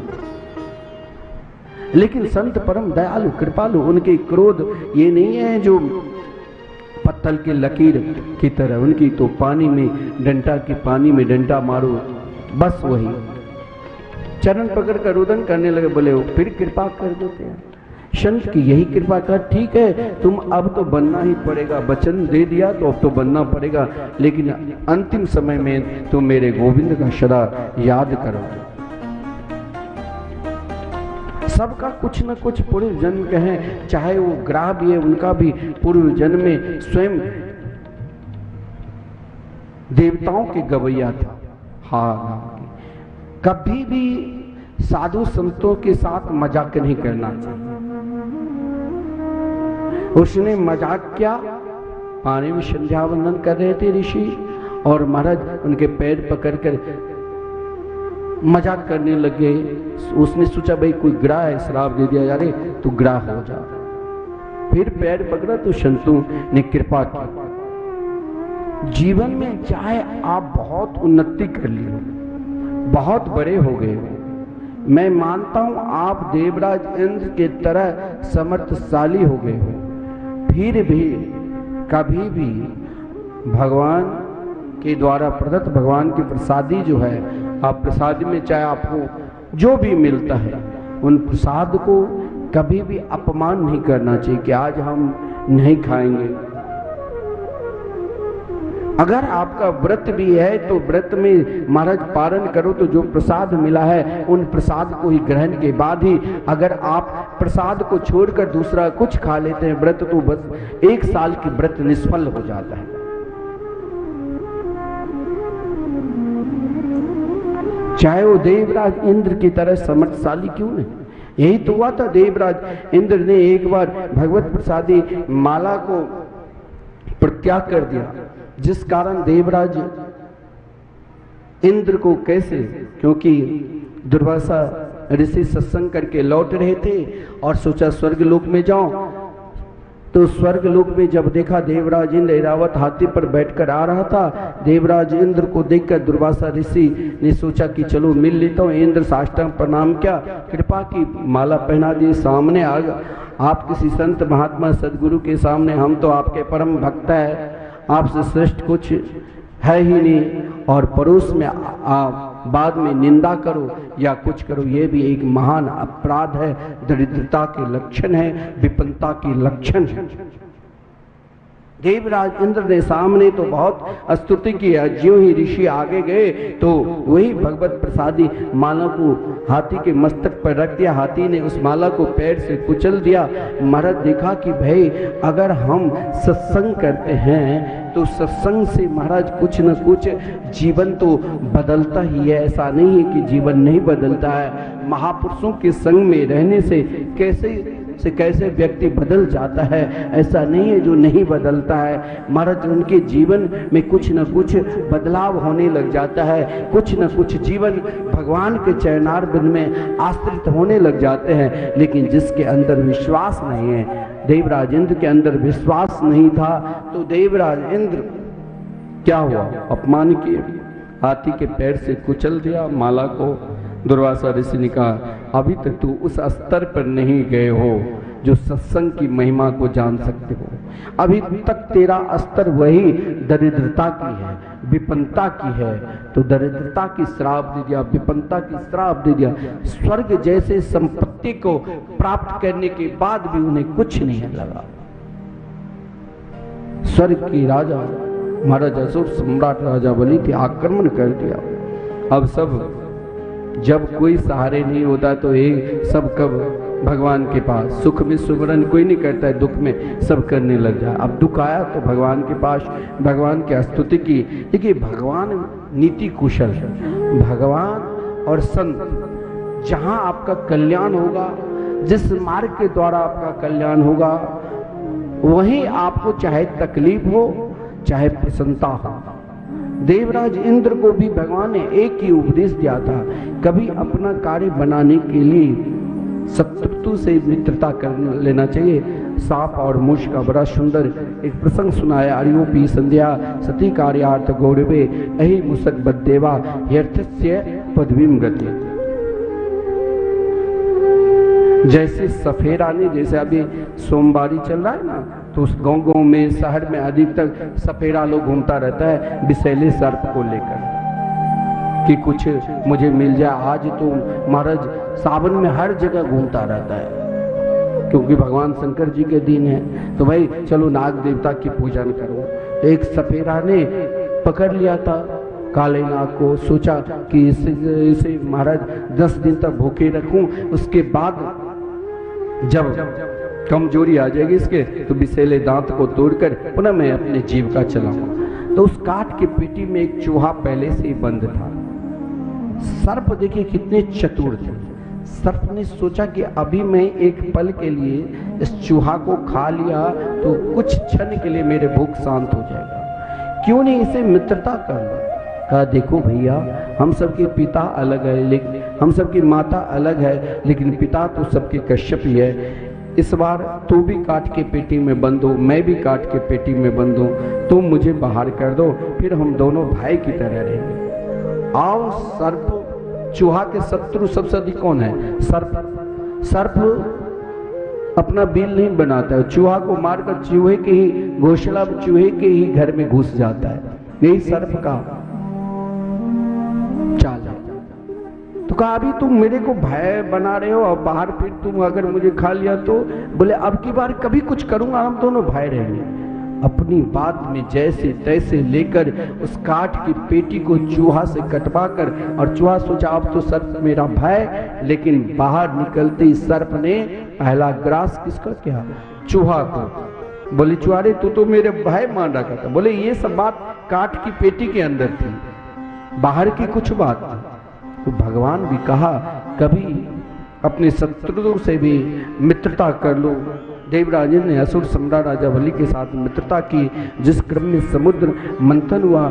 समुद्र मंथन में स्वयं भगवान कई अवतार के रूप में आते हैं, अपने पीठ पर ही मंदरगिरी पर्वत को रखते हैं, जिस कारण भगवान कच्छप अवतार भी धारण किए। एक रूप से भगवान मंदरगिरी पर्वत गिरे नहीं, बासुकी नाग को सहारा मिले तो भगवान पर्वत के ऊपर भी विराजमान थे। एक रूप से देवताओं के पक्ष में समुद्र मंथन की, समुद्र से सर्वप्रथम मेरे जीवन में, सीधे समझ लो, आप कई बार श्रवण कर चुके हैं, 14 प्रकार के रत्न निकलते हैं। सर्वप्रथम विष और बाद में अमृत, इसका एक ही भाव है। विष क्यों निकला? विष को किसने पान किया? भोलेनाथ ने। भोलेनाथ क्यों पान किया? विष को भोलेनाथ पान करके क्या जरूरत था भोलेनाथ को पान करने के लिए? तो हम सबके कल्याण के। एक महात्मा कहते कि देखो, जीवन का भी हमें भी समुद्र मंथन करना चाहिए स्वयं को, और स्वयं को समुद्र मंथन में महाराज जीवन को परमात्मा के चरणारविंद में कैसे समर्पित हो, अपनी बुद्धि रूपी रस्सी के सहारे विवेक रूपी रही से मंथन कर, तो उससे क्या होगा कि जीवन में हम जो भी कुछ कर रहे हैं, खा पी रहे हैं, नाच रहे हैं, गा रहे हैं, जो भी कुछ कर रहे हैं, लेकिन हम अभी एक कार्य नहीं कर रहे हैं, भगवान के भजन नहीं कर रहे हैं। तो हमने भगवान के भजन किया, सदगुरु के शरण में गए, संत की शरण में गए, और जब हम भजन कर रहे हैं तो भजन करते करते जीवन में यदि दुख मिल जाए तो और भजन करना चाहिए, भजन छोड़ना नहीं चाहिए। भजन छोड़ोगे तो महाराज ऐसा नहीं है, फिर वहीं रह जाओगे, फिर विष से मिलेगा। जब दुख मिले तो जैसे पहले विष निकला था तो समस्त देवता गुरुदेव के शरण में गए। गुरुदेव ने कहा, गोविंद स्मरय माशा, भगवान का स्मरण करो। क्यों ही भगवान का स्मरण किया तो भगवान का स्मरण करने मात्र से ही समाधान हो गई। विषपान भोलेनाथ ने किया, अंदर इसीलिए नहीं जाने दिया कि अंदर भगवान है, बाहर इसीलिए नहीं प्रकट किया कि बाहर जनता को कष्ट में कंठ के पास है। तो भोलेनाथ का नाम, एक नाम नीलकंठ पड़ा। यानी आप भगवान के भजन करते हो तो दुख मिलेगा, ऐसा नहीं है दुख नहीं आता है, कष्ट नहीं आता है, लेकिन अगर उन कष्ट को सहन कर लिया तो अंत में अमृत भी हमें ही मिलेगा। अमृत फिर हम ही पान करेंगे। जिस क्रम में समुद्र से अनेक प्रकार के रत्नों के वर्णन है, स्वयं लक्ष्मी जी 8वें रत्न के रूप में प्रकट हुई। ये भी एक बहुत लक्ष्मी प्राप्ति करने के लिए बहुत सुंदर दिव्य मंत्र है। ततश्चाविर्भूत साक्षात श्री रमा भगवत परा रंचयंती दिशा कांत्या विद्युत सौदा मणि यथा। लक्ष्मी प्राप्ति के लिए श्रेष्ठ मंत्र है। लक्ष्मी जी ने कैसे भगवान शिव को वरण किया? समुद्र मंथन में महाराज देवताओं को अमृत मिला और दैत्यों को कुछ नहीं, केवल सूर्य और चंद्र के बीच में स्वर्ण नाम के कोई दैत्य था जिसने सूर्य और चंद्र के बीच में बैठ गया। स्वर्ण नाम था शायद, सूर्य और चंद्र के बीच में बैठ गया। सूर्य और चंद्र ने भगवान जिस समय मोहन से मोहिनी के रूप में अवतार लेते इशारा किया तो वही दैत्य फिर राहु और केतु नाम के ग्रह हो जाते हैं जो देवताओं में पूजन होती है। देखिए एक बात ध्यान देना है, देवासुर संग्राम हुआ, समुद्र मंथन में अनेक प्रकार के रत्न निकले, जिन अनेक प्रकार के रत्नों में स्वयं भगवान ने मोहिनी का अवतार धारण कर देवता को अमृत पान कराया। इस अमृत पान करने के बाद भी देवासुर संग्राम हुआ, देवताओं को विजयश्री मिली, परंतु दैत्यों के हार मानने के बाद जीवन में हार कभी मानना नहीं चाहिए। हारता तो जिसने कभी अपने जीवन में संत के शरण में गए हैं, हारता तो वो जिसने अपने जीवन में कभी सदगुरु की बात ही नहीं माना, हारता तो वो जिसके अंदर स्वयं बल आ जाता है, विद्या रूप महत्वकुल धन यौवन अभिमान सदकंटक देखे जहां रहत न भक्ति निराम। चाहे वो देवताओं की तरह अमृत पान कर ले लेकिन उनको हार होगा। वो कभी नहीं हारता है जो महापुरुषों की संग करे, जो सदगुरु की आज्ञा माने, जो सदगुरु के मार्ग पर चले, वो कभी हार सकता नहीं, वो हारने वाले है ही नहीं। वो तो जीतता है। मानो राजा बलि ने अपने गुरुदेव के शरण में गए, गुरुदेव ने कहा चिंता मत करो बेटा, तुम भी संत सेवा करो, गौ सेवा करो और संतों की आज्ञा मानो, सदगुरु की आज्ञा मानो। गुरु की आज्ञा मानकर अन्नदान क्या, गौ सेवा की, सर्वस्व की, लेकिन मिला क्या? बहुत कुछ। गुरुदेव ने प्रसन्न होकर देखिए, जब अपना ज्ञान काम ना करे। अब मैं उतने बड़े ज्ञानी नहीं हूं, मैं उतना नहीं जानता था भागवत। मैंने कहा गुरुदेव से बीच में कहा मुझे इसमें नहीं अब कथा करनी है। गुरुदेव ने कहा मैं कह रहा हूं तुम करो, और गुरुदेव की कृपा हो गई तो फिर तो अपने आप जितने बार आप श्रवण करोगे कुछ न हर बार नए ही नए मिलेंगे। ये गुरुदेव की कृपा है। कहा आप करो ना। मैंने कहा कहाँ आप इतने बड़े विद्वान, कहा मैं कहा जो कुछ मेरे पास है वो सब तुम्हारे पास चले गए, अब तुम करो। और उनकी कृपा है महाराज, चाहे 1 घंटे में सुन लो संपूर्ण भागवत, और चाहे 1 साल में सुनते रहो, उनकी कृपा होनी चाहिए। राजा बलि के ऊपर गुरुदेव की कृपा हो गई। अब वो असुर रहते हुए भी जीवन में संत की सेवा करें। देवराज इंद्र ने अमृत पान कर लिया तो कभी गुरुदेव की शरणागति की स्वीकार नहीं, भगवान के भजन नहीं किया, और राजा बलि ने भजन किया तो विश्व जीत नाम के यज्ञ करवाए गुरुदेव ने, सर्वजीत नाम के रथ निकला। स्वयं संतों की कृपा अपने आप होने लग जाती। आप जब भगवान के गुणगान करोगे तो स्वयं महापुरुषों की कृपा होगी, भागवत भगवान की कृपा होगी, भागवत भगवान स्वयं कृपा करने लग जाते हैं। और जब गुरुदेव ने कृपा की तो संत ने कृपा की। स्वयं प्रहलाद जी ने आकर एक पुष्पमाला और एक शंख दिया कि तुम जैसे भक्त को युद्ध करना ठीक नहीं। महाराज इधर देवताओं के माता अदिति ने अनुष्ठान की, कश्यप ऋषि ने 12 दिन के अनुष्ठान पर व्रत बताया, जिस अनुष्ठान में महाराज स्वयं भगवान ने दर्शन दिया। भगवान ने कहा कि आप मेरे घर में, मैं किसी के अहित नहीं चाहती हूँ, लेकिन मैं चाहती हूँ कि आप मेरे घर में पुत्र के रूप में आओ। भगवान ने कहा क्या कराना चाहते हो? मैं युद्ध तो करूंगा नहीं राजा बलि से, क्योंकि जिसने अपने गुरुदेव को खुश कर लिया ना, एक तरफ आपके ऊपर संत की कृपा हो गई सदगुरु की, और एक तरफ सारी दुनिया नाराज हो जाए तो भी वो दुनिया कुछ नहीं बिगाड़ पाएगी, और एक तरफ सारी दुनिया आप पर प्रसन्न हो जाए और गुरुदेव नाराज हो गए ना, तो उन्हें कहा गया हरि रूठे तो रूठने दो, गुरु रूठे ना ठौर, कहीं ठोर नहीं मिलता है। तो स्वयं भगवान ने कहा कि देखो चाहे कुछ हो जाए, मैं मान तो सकता हूं परंतु मैं लड़ सकता नहीं। जिसने गुरुदेव को प्रसन्न कर लिया, जिसने संत को प्रसन्न कर लिया, जिसने गौ की प्रसन्न कर लिया, मैं नहीं लड़ सकता। भादो मास श्रेष्ठ मास है, जिस मास में स्वयं भगवान श्री कृष्ण के रूप में, स्वयं बलराम जी के रूप में और स्वयं वामन भगवान के रूप में भादो मास शुक्ल पक्ष द्वादशी तिथि ठीक 12 बजे भगवान अवतार लेते हैं। तम बटुम वामनम दृष्ट्वा मोदमाना महर्षय।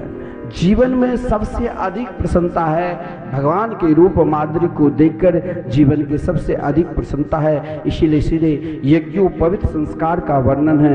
यज्ञोपवीत संस्कार बड़ा दिव्य है। स्वयं माता अदिति कोपिन पहनाई, स्वयं जगतपति ब्रह्मा ने छत्र दिया और सूर्य ने गायत्री मंत्र प्रदान की। यज्ञोपवीत स्वयं बृहस्पति देव ने दिया कमंडलू, स्वयं सप्तऋषि ने दिया कोशा का आसन, सप्तऋषि ने दिया जपमाला, स्वयं सरस्वती जी ने दी। सब स्वयं अन्नपूर्णा ने भिक्षा पात्र दिया, गुरुदेव को भिक्षा दिया। गुरुदेव ने कहा बहुत कम है, अभी हमें अधिक चाहिए। बोले कहाँ मिलेगा? भगवान सब कुछ जानते हुए भी कहा कहाँ? बोले नर्मदा की पूर्वी तट पर राजा बलि ने 100 अश्वमेध यज्ञ करने का संकल्प लिया है। देखिए, अगर आप किसी कार्य को संकल्प लिए और यदि उस कार्य में आपको शुद्ध मन है, किसी भी प्रकार के कपट नहीं है, तो कार्य में सफलता चाहे पूर्ण हो ना हो, बीच में ही सफलता मिल जाएगी। जैसे हम लोगों को सफलता मिल रही है और रोज पूज्य गुरुदेव के द्वारा, भागवत चिंतन के द्वारा, उनके आशीर्वचन का हम नित्य लाभ ले रहे हैं। बिना प्रयास से ही यही सफलता है।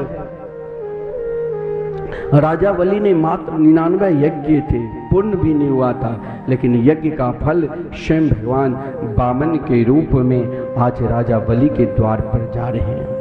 और शब्द पुकारते क्या? जिंदगी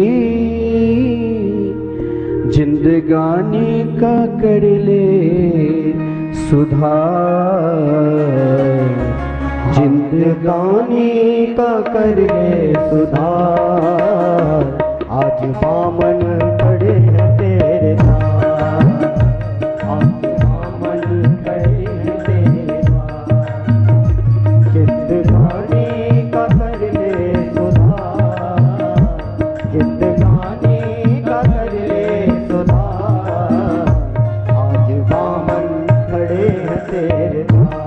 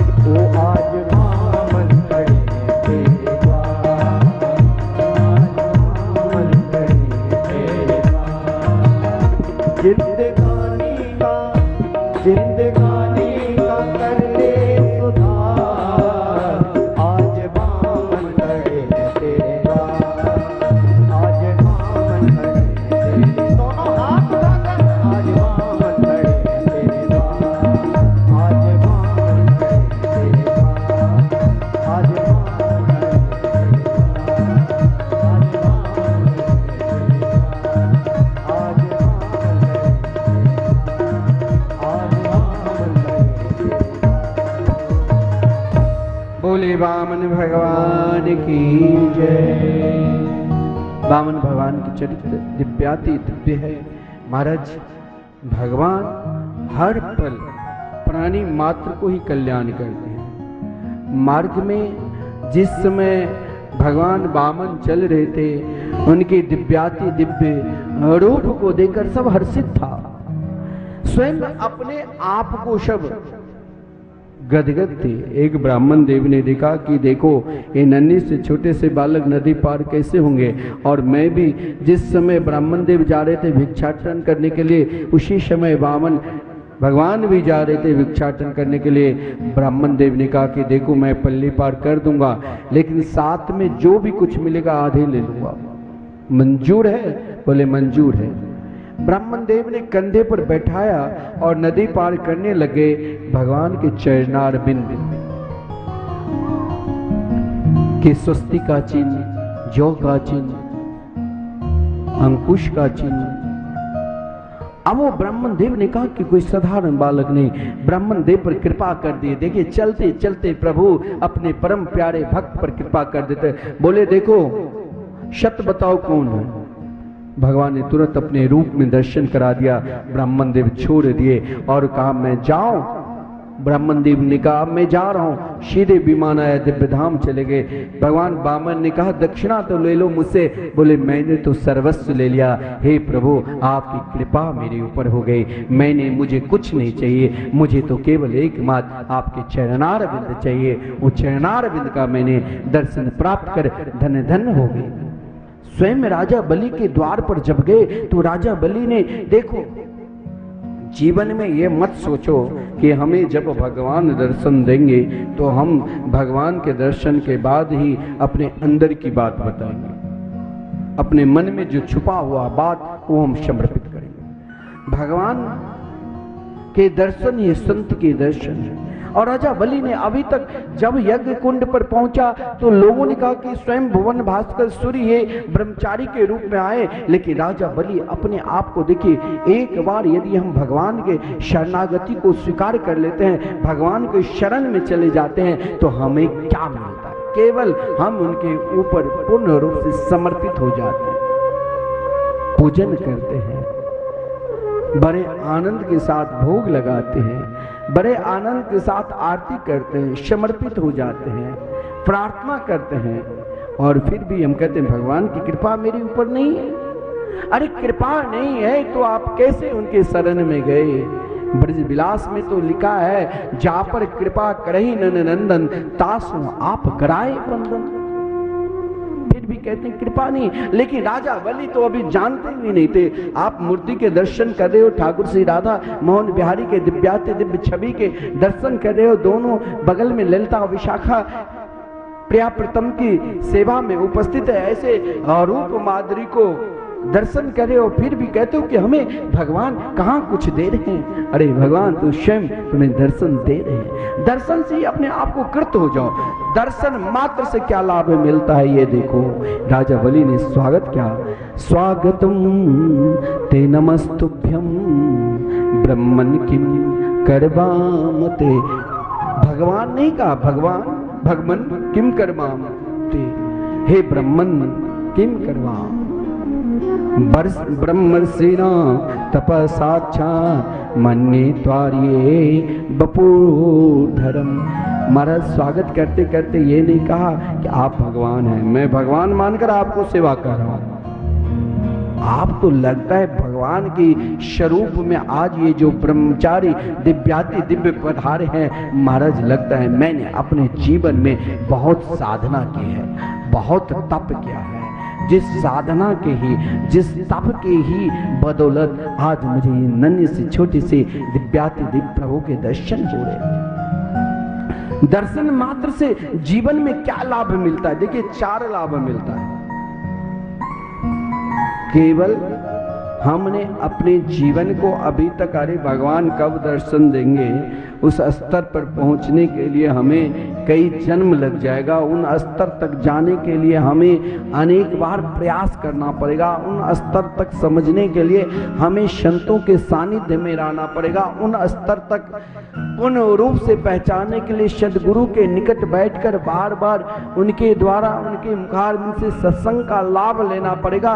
तब हम पहचाने चाहे ना पहचाने, केवल हम उनके रूप माधुरी को देखकर कोई महापुरुष के हृदय में बैठ गया है तो उन महापुरुष ही हमें प्रियाप्रतम के निकट ले जा सकते हैं। आज उन ब्रह्मचारी को देखकर क्या क्या चार लाभ। अद्दिना पितरस्तृप्ता अद्दिना पावितं कुलम् अद्य शिष्टः क्रतुरयं यद भवा नागतो गृहा। जीवन में जब हम एक बार कभी अनजान में बिना सोचे समझे, कभी सोचा नहीं, कभी कुछ किया नहीं, इच्छा की कि वृंदावन में संकीर्तन 30 साल से चल रहे हैं तो उन कीर्तन में मुझे एक दिन अपना भी सेवा देना है।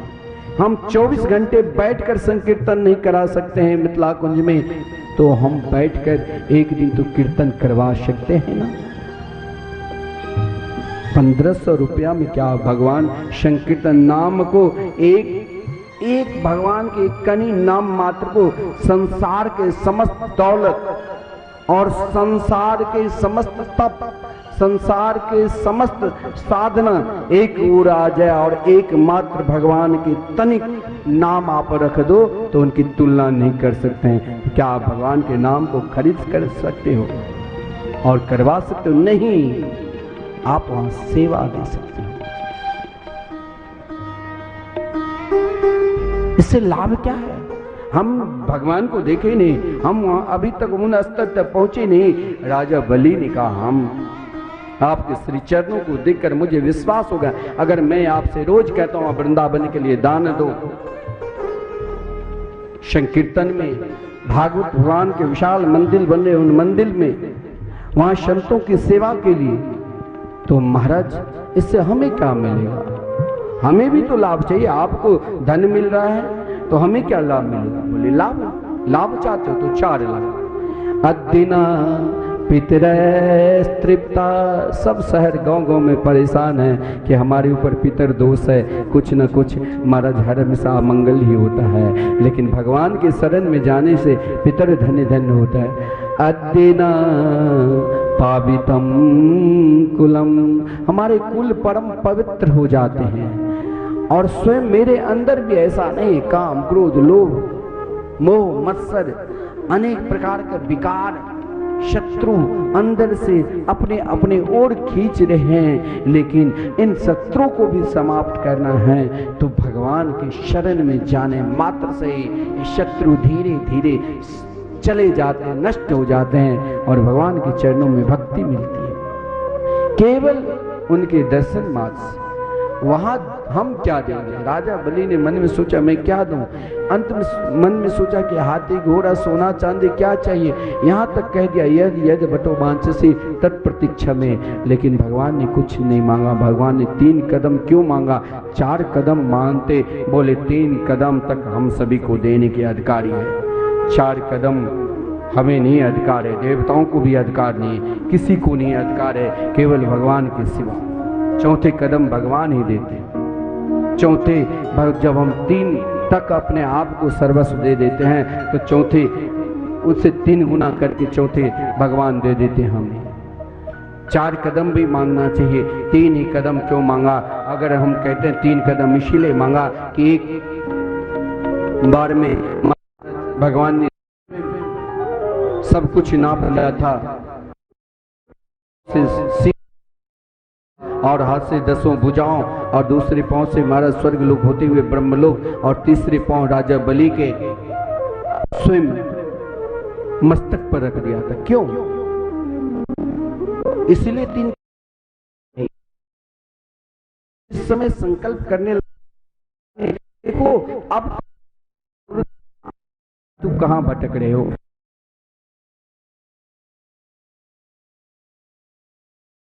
साध कर। ये अरे विरोचन कुमार, ये साक्षात भगवान है, अव्यय है, जिसका कभी नाश नहीं। इस समय देवता और देवताओं के कार्य सिद्ध करने के लिए कश्यप अदिति के पुत्र बने हैं, इसे झूठ बोलो। लेकिन गुरुदेव ने कहा क्यों नहीं माना? क्योंकि गुरुदेव अब आप मंत्र दे दिया, अब 10 बार गुरु जो बदलता है ना, उसको बहुत भयंकर पाप लगता है। एक बार अपनी निष्ठा से अगर हम समर्पित हो गए हैं तो वही हमें भगवान से मिला देते हैं। और यहाँ शुक्राचार्य जी ने कई प्रकार के समझाने लगे, इस तरह सुनन विभाचे वितरते प्राण संकटे गो ब्राह्मणाते नृपम स्याजुगुप्त से। लेकिन राजा बलि ने कुछ नहीं मांगा। 3 कृपा भगवान जब सर्वस्व ले लिया तो स्वयं अपने आप को देने लगे कि आप तीसरा कदम मेरे ऊपर रखो। तो महाराज राजा बलि को भगवान ने क्या दिया? एक कदम हम सारा चीज दे सकते हैं भगवान, धन दौलत जो है। दूसरा, हम स्वयं को जहां छुपा कर रखे हैं, हम अपने काम क्रोध लोभ मत्सर वो भी दे सकते हैं। और तीसरा, हम स्वयं को दे सकते हैं। मेरे अंदर देहाभिमान है, राजा बलि ने देहाभिमान समर्पित किया। जिस दिन हम स्वयं को भगवान को दे देंगे उस दिन भगवान बंधन में आ जाते हैं, फिर कहीं नहीं जाएंगे। राजा बलि जो ही अपने तीसरे कदम कहा मेरे मस्तक पर रखो, यानी अपना देहाभिमान भगवान को समर्पित किया, तो भगवान ने कहा मैं इससे भी कई गुना श्रेष्ठ स्थान दे रहा हूँ।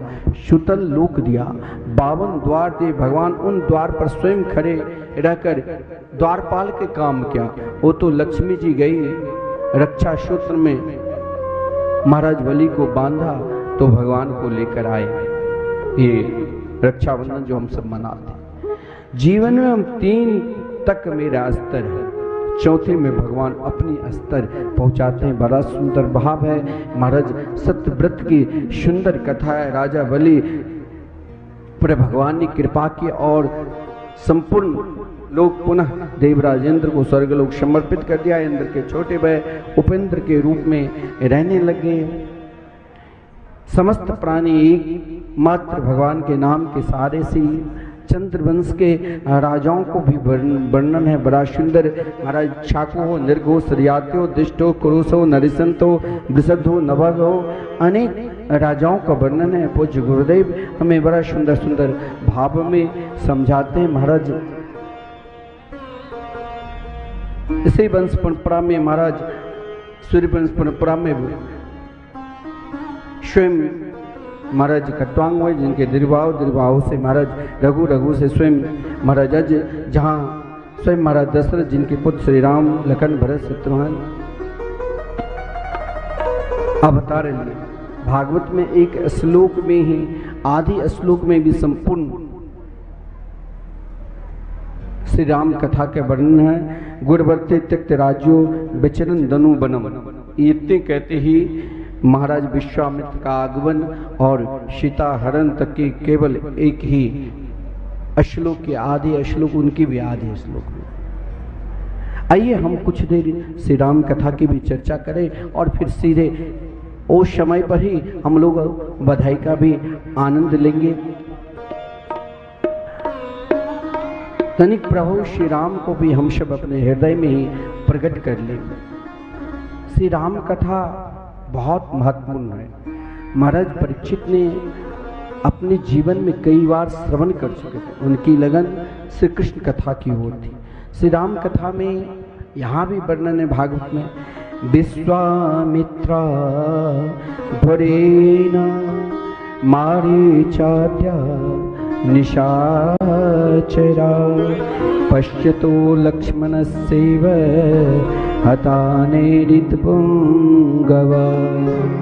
एक बात बताओ, हम सभी को श्री राम को प्रकट करना है ना? हाथ उठाइए तो। कहाँ हाथ? सभी को। तो चलो हम लोग भी प्रकट कराकर फिर से कृष्ण की नंदघर आनंद भयो जय कन्हैया लाल की। तो आइए, तो हम सब भाव के साथ देखिए। तो हमें भी सरयू कौन है इतना ही समझ लीजिए। सरयू और सरयू में के किनारे क्या है? अयोध्या। अयोध्या के निकट कौन? अयोध्या में राम कहाँ प्रकट हुए? महाराज दशरथ के महल में। महाराज दशरथ की 3 रानी कौन? तो माता कौशल्या, माता कीके और माता सुमित्रा, तीनों माता हैं। ऐसा नहीं है कि जीवन में हर व्यक्ति चाहे नाना प्रकार के समर्थशाली है तो भी उनके जीवन में दुख आता है, चाहे वो धर्म के ज्ञाता क्यों न हो। गोस्वामी तुलसीदास जी भी वर्णन किए अवधपुरी रघुकुले मणि रावो, अवधपुरी रघुकुल मणि रावो, वेद विदित तहि दशरथ नाओ, वेद विदित तहि दशरथ नाओ, धर्म धुरंधर गुण निधियानी, धर्म धुरंधर गुण निधियानी, हृदय भगति मति सारंग पानी।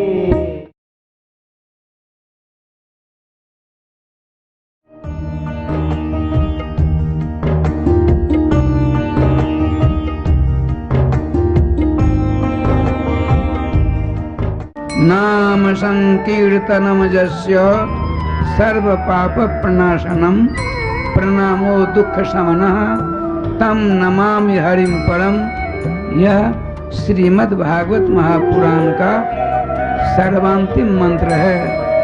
विश्व में प्रथम बार श्रीधाम वृंदावन में द्वाराचार्य अनंत श्री विभूषित जगत गुरु आचार्य श्री मुकुंद देवाचार्य पीठाधीश्वर श्री राधे श्याम शरण देवाचार्य जी के तत्वाधान में मिथिला कुंज आश्रम परिक्रमा मार्ग श्रीधाम वृंदावन में श्रीमद् भागवत महापुराण के 18,000 श्लोक शिलालेख सहित श्रीमद् भागवत महापुराण के मंदिर के निर्माण हेतु सहयोग राशि 1 ईंट का दान मात्र 1100 रुपए और 1 श्लोक शिलालेख सहित 5100 रुपए और श्रीधाम वृंदावन में लगातार अखंड संकीर्तन हरिनाम संकीर्तन एकमात्र मिथिला कुंज आश्रम में लगातार 30 वर्षों से चलता आ रहा है।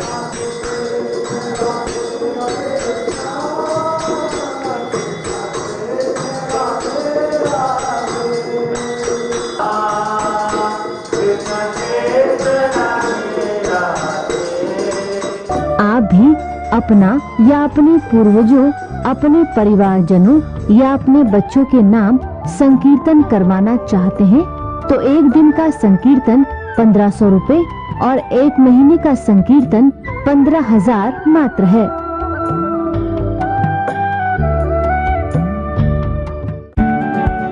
Mom, noodles no junk